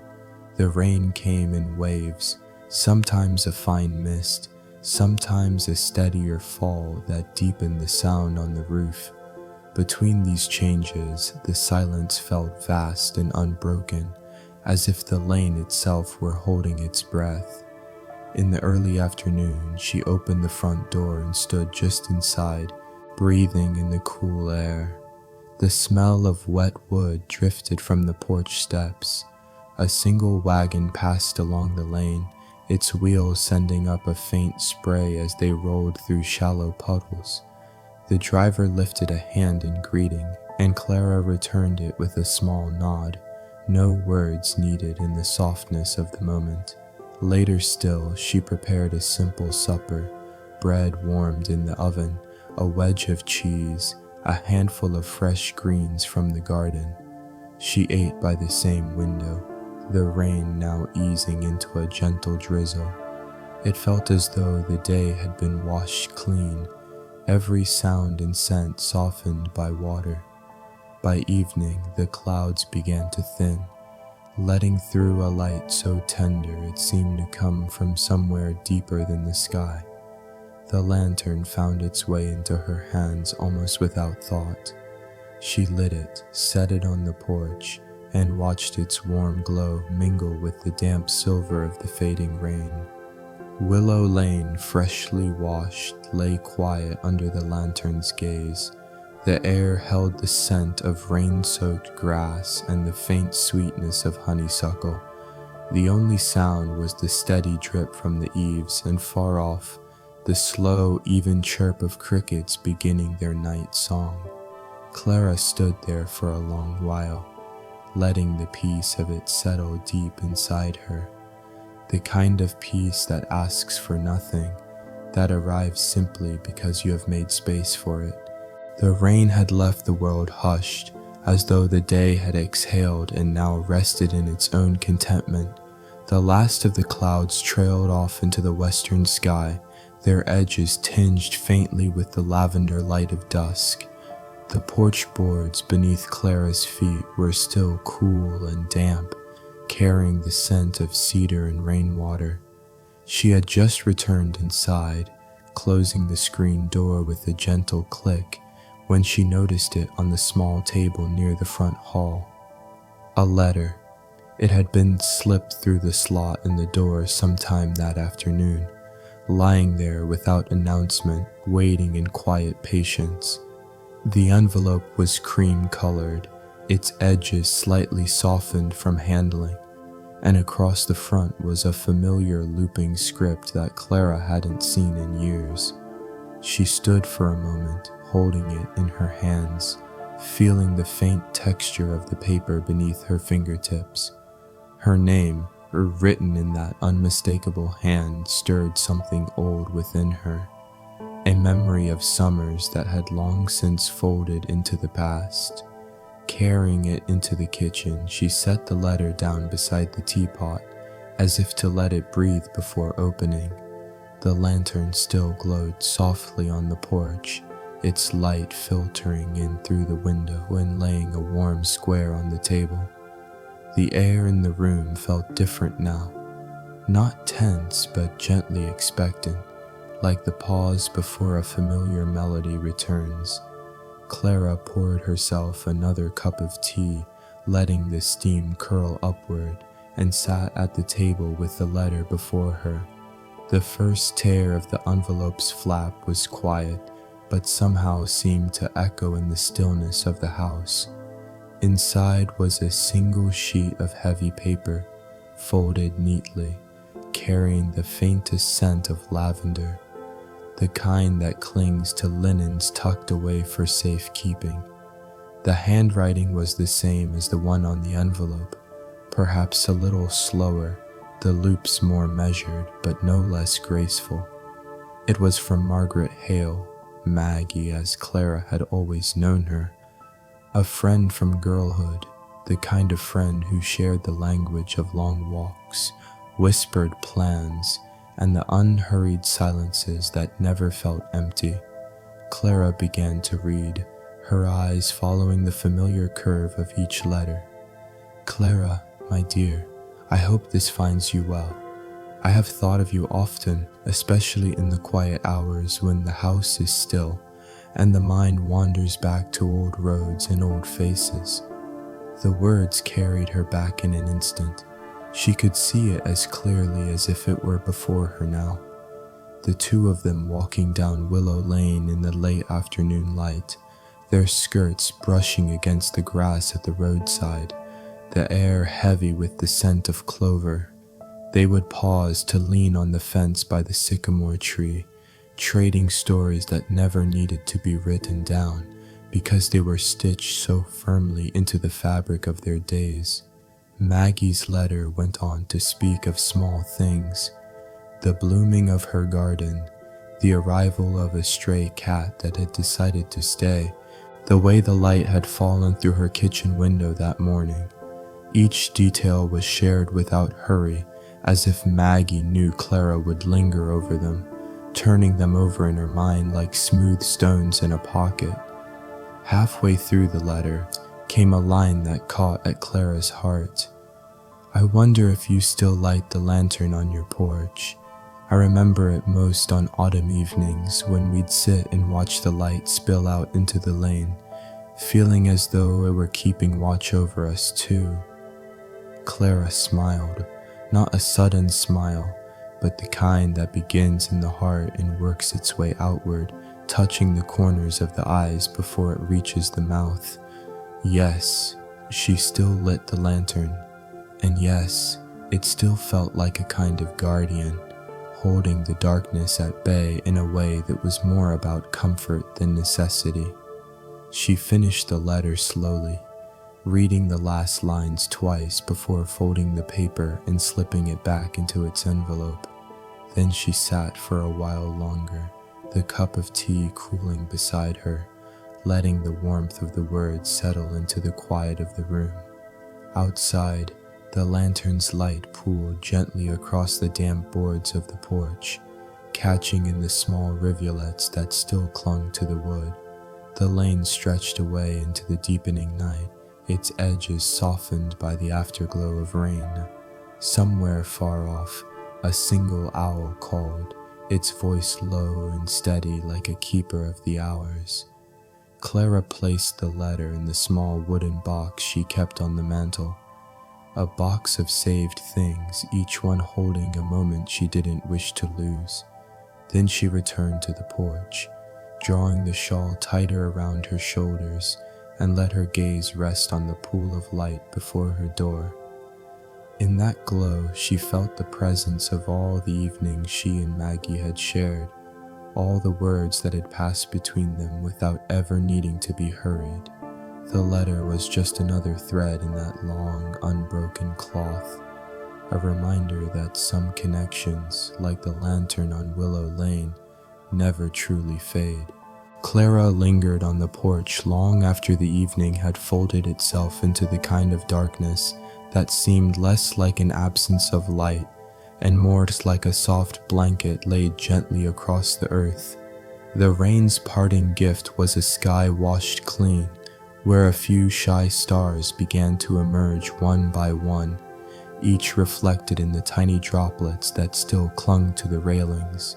She sat in the old wicker chair beside the lantern, its glow resting on her hands like a quiet benediction. From here, she could see the gentle curve of Willow Lane disappearing into the shadows, and she imagined the lane as it must look from above. A thin ribbon of road winding through the quilt of fields and hedgerows, each stitched with memories older than she could count. The letter from Maggie lay safe now in the wooden box on the mantel, but the words lingered in her mind, playing back in no particular order. She found herself remembering the way Maggie used to laugh, not loudly, but with a warmth that always seemed to draw others in, the way a kitchen smells of fresh bread even before you open the door. Clara could see them both years ago perched on this very porch, on an autumn night much like this one. The lantern had been younger then, its brass brighter, its glass unmarked by the tiny scratches of years gone by. They had sat with shawls around their shoulders, sipping from enamel mugs and talking about nothing urgent. A sure sign, Clara thought now, of a good friendship. The air tonight held that same scent she remembered from those evenings, wood smoke from a distant chimney, mingled with the faint sweetness of apples that had fallen and bruised in the grass. Somewhere far down the lane, a dog barked twice and then settled back into whatever dream it had been chasing. She let her thoughts drift further back still, to the days when she and Maggie were girls, walking home from school with the sun sliding low behind them. They would pass the fence at Mr. Hadley's pasture, where the cows stood like statues in the dimming light, their breath puffing small clouds into the cool air. Sometimes they would stop and rest their satchels on the ground, leaning on the fence and talking about what they might do when they were grown. Neither of them could have imagined then how life would carry them down different roads, nor how some roads, like Willow Lane, could bend back toward each other after years apart. Clara shifted in her chair, drawing the shawl tighter. The lantern's light reached just far enough to catch the edges of the hydrangeas that lined the porch, their blossoms now a deep, sleepy blue in the night. She thought about how many seasons those hydrangeas had seen, blooming in the high heat of summer, fading gracefully into the muted shades of fall, and standing patient through the weight of winter snow. In the stillness, she felt a quiet gratitude for the constancy of such things. The world had its way of changing, people moving, seasons turning, letters arriving unexpectedly. But there were threads of sameness that gave life its grounding. The curve of the lane, the light of the lantern, the comfort of a chair that had molded itself to the shape of her sitting. Her gaze followed the faint shimmer of dew along the grass at the edge of the porch. She thought of Maggie's line in the letter, "I remember it most on autumn evenings," and felt a small, steady warmth in her chest. It was the same warmth she had felt years ago when lighting the lantern for the first time that season, watching its glow spill gently into the night. Somewhere inside, the clock in the front hall began its slow toll of 9.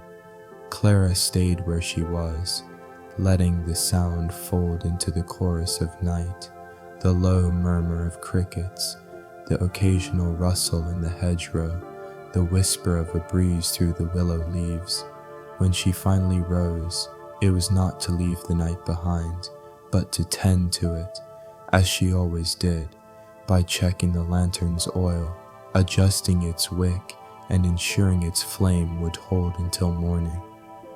As she leaned in to make those small adjustments, she noticed how the light brushed against her hands in the front of her shawl, and how, in that moment, she could almost believe Maggie might walk up the lane again, her figure taking shape in the golden halo. For now, though, Clara was content simply to wait, to watch, and to keep the light burning. The night had settled into its deepest quiet, the kind that seemed to stretch far beyond the porch, past the hedgerows and over the low hills until it met the sky. Clara sat with her hands folded in her lap, listening to the kind of silence that is never truly empty, the silence of a place alive with small, patient sounds. A faint tapping came from somewhere near the garden path, likely the last drops of rain loosening themselves from the willow's branches. Now and then the old porch boards gave a soft creak under her chair, as though shifting with her, or perhaps just remembering all the other evenings they had shared. Her eyes stayed on the lantern. It was steady tonight, no flicker, no wavering, just that round, golden heart of light holding its ground against the gentle darkness. She thought of the years it had stood there, and of the nights she had kept company with it, some bright with summer fireflies, others hushed under winter snow. But autumn nights were the ones that clung to her the most. They carried a particular softness, as though the earth itself were leaning in for a moment's rest before the long sleep of winter. She remembered one such autumn long ago, when Maggie had arrived at the porch unexpectedly. It had been late, the air crisp with the promise of frost, and Clara had been certain she was alone for the evening. Then, through the haze of lantern light, she'd seen Maggie walking up the lane, her figure half hidden by the fog that sometimes rolled in from the creek. Maggie had carried no bag, no explanation. She had simply stepped onto the porch, brushed a few damp leaves from her coat, and said, "It's too quiet in my house tonight." They had laughed softly because the night seemed to ask for it, and settled into the wicker chairs side by side. No words were needed after that. They simply let the quiet wrap around them, sipping tea that cooled faster than they could drink it. Thinking of it now, Clara could almost feel the steam rising from those mugs, could almost hear the faint clink of porcelain as they set them down on the railing between sips. She could recall how Maggie's gaze often drifted toward the lantern, as though it held some answer she was looking for. Clara had never asked what that answer might be. Some things, she knew, were better left to be felt rather than explained. The breeze shifted, carrying with it a trace of chimney smoke from one of the far-off farms. It mingled with the damp, leafy scent of the yard, creating a perfume that could only belong to this time of year, in this small corner of the countryside. It was the same scent that had lingered in her childhood clothes when she came in from playing past dusk, and she wondered if Maggie had known it too, if she had carried it in her own memory all these years. Clara's thoughts wandered to the seasons they had spent apart, years when letters were fewer and the miles between them felt longer. Still, whenever Maggie's handwriting appeared on an envelope, it seemed to arrive with its own kind of lantern glow, warm, steady, unhurried. Tonight's letter had been no different. Even though the words had been simple, they had filled the evening with a presence far larger than the paper could hold. She rose slowly from her chair, moving toward the edge of the porch. The gravel of Willow Lane caught a faint sheen under the lantern's reach, as if the road itself were waiting for another pair of footsteps to travel it.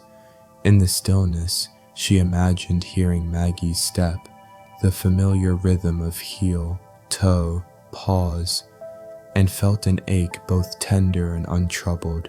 Her gaze shifted upward, where the stars had multiplied while she sat.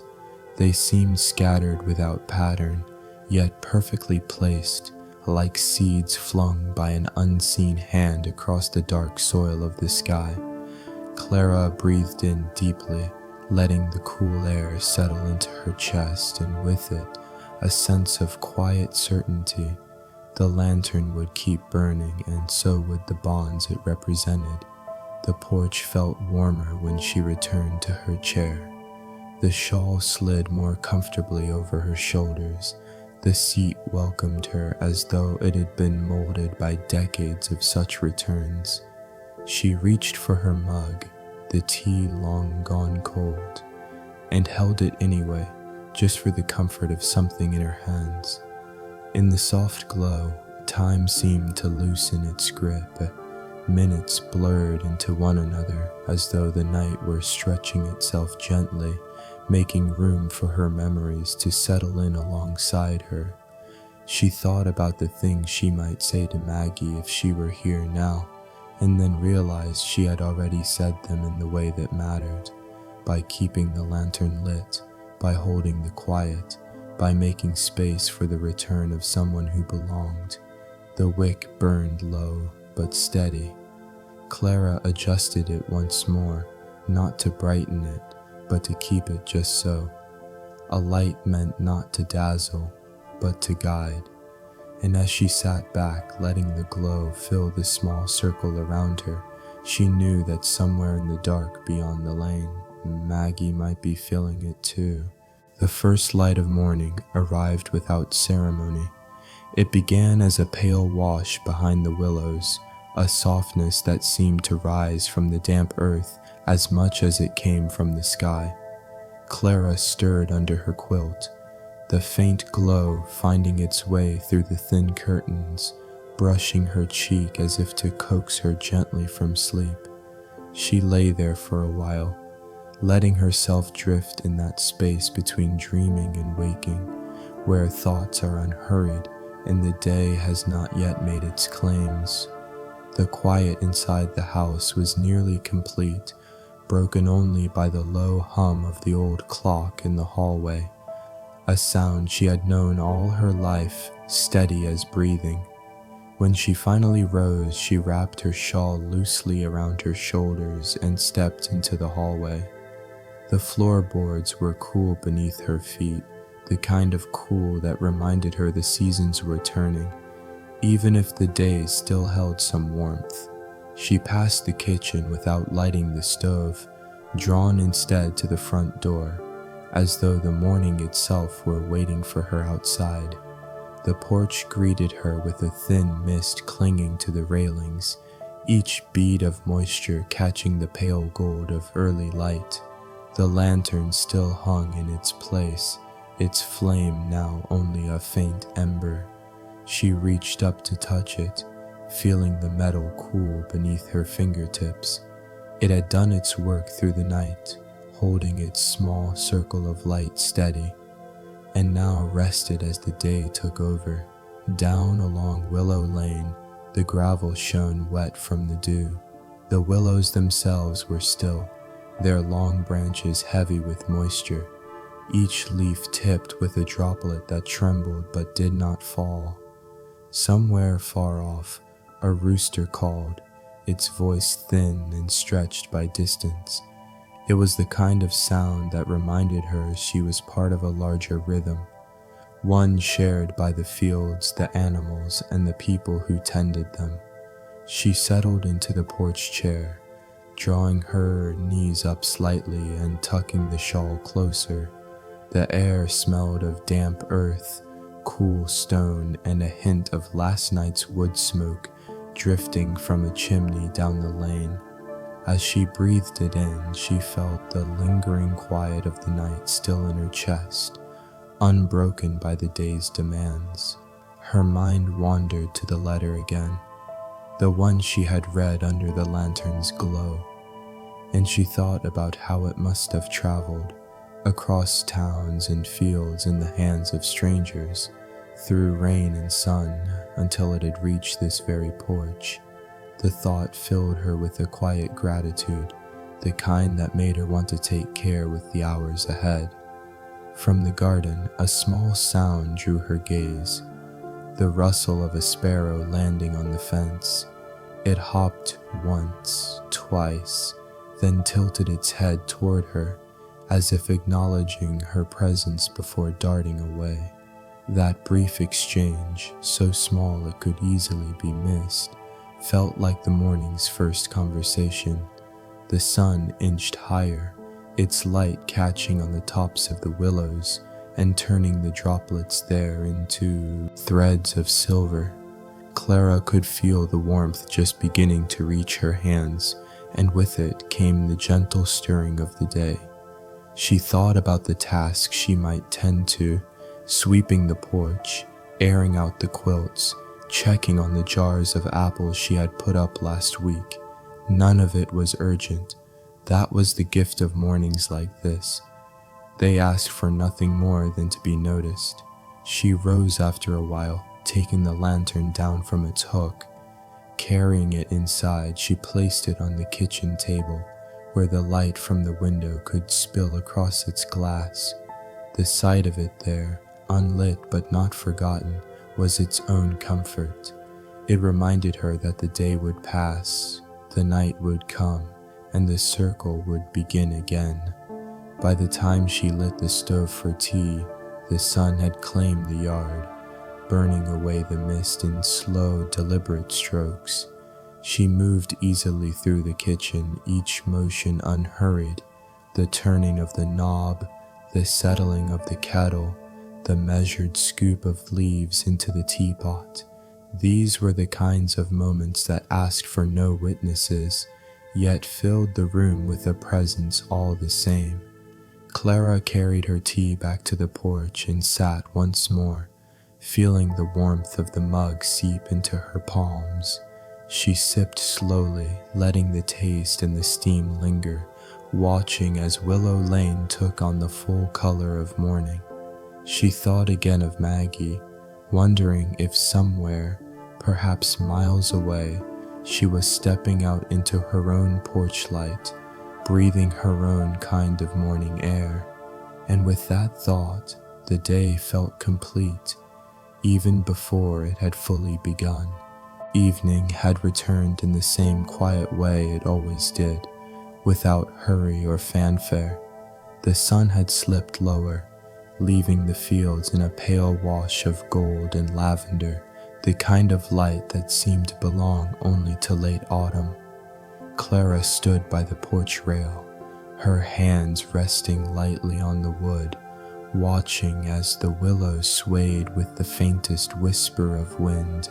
The day had passed in the gentle rhythm she had hoped for.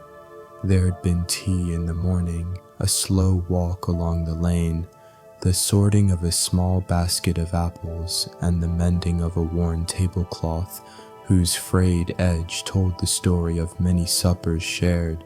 These were not grand accomplishments, yet they carried a fullness she could feel in her bones, the quiet satisfaction of hours well lived. As the sky deepened, she reached for the lantern once more. Its glass had been polished earlier in the day, and now it caught the last traces of daylight, holding them for a moment before letting them fade. She lit the wick with a practiced hand, the flame rising small but steady, casting its familiar circle of warmth on the porch floor. The first stars appeared above the willows. Clara thought of Maggie then, as she so often did when the lantern burned. She imagined her friend somewhere far away, perhaps near her own kitchen window, looking out into the night with a similar light close by. It was a thought that carried a comfort no letter could quite match, the assurance that certain connections didn't waver with time or distance. She settled into her porch chair, drawing a blanket over her knees. The air carried the scent of wood smoke drifting from a chimney down the lane, mingling with the damp sweetness of fallen leaves. Somewhere in the dark, a cricket began its slow, measured song, and another soon joined, until the night itself seemed to hum in quiet agreement. Her gaze moved to the lantern, its glow steady against the growing dark. It had become more than a source of light. It was a keeper of hours, a silent witness to the small rituals that shaped her days. She thought of the many evenings it had shone, through rain and frost, through moments of solitude and evenings when laughter had filled the porch. A memory stirred of one such night years ago when Maggie had visited in the height of summer. They had sat out here under the hum of cicadas, their bare feet resting on the porch rail, sipping cool lemonade and talking until the stars blurred into dawn. The lantern had burned then too, though neither of them had noticed much at the time. It had simply been there, keeping its gentle watch. Clara let the memory rest, not clinging to it, but allowing it to settle in the same way a leaf finds its place among the others on the forest floor. Some memories didn't need to be held too tightly. They carried themselves with their own quiet weight.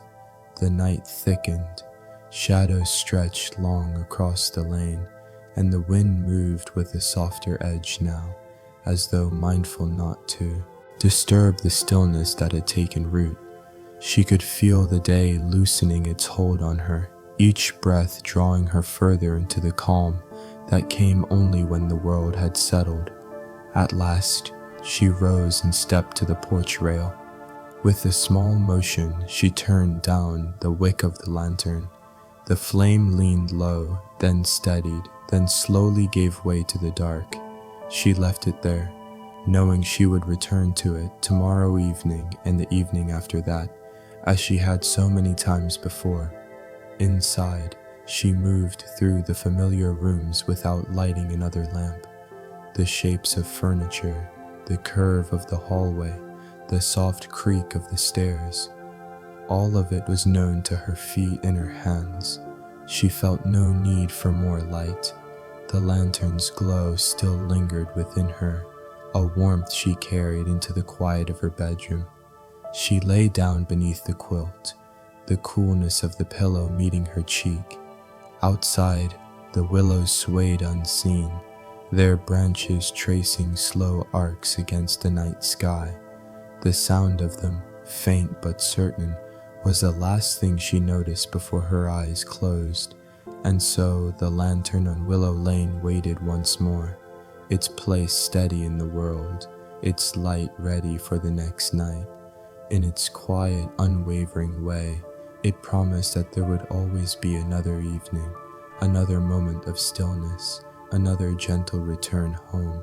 And so, as the lantern's glow fades into the soft darkness, the night holds you with the same quiet care it has offered for centuries. Outside, the willows sway in a rhythm older than memory, and somewhere beyond the fields, the first stars keep their silent watch. Here, in this small and steady corner of the world, all is at rest. May your thoughts grow lighter with each breath, and may sleep find you easily, like an old friend returning home. Whatever weight you carried into this night, let it rest now, knowing that you are safe and the world can wait until morning. Good night, dear listener. Sleep deeply and wake gently. Before you drift away, I'd love to hear from you. What story would you like me to tell next? Perhaps another quiet lane, another warm kitchen, another memory worth holding. Share your thoughts below. And until we meet again, may your nights be peaceful and your dreams kind.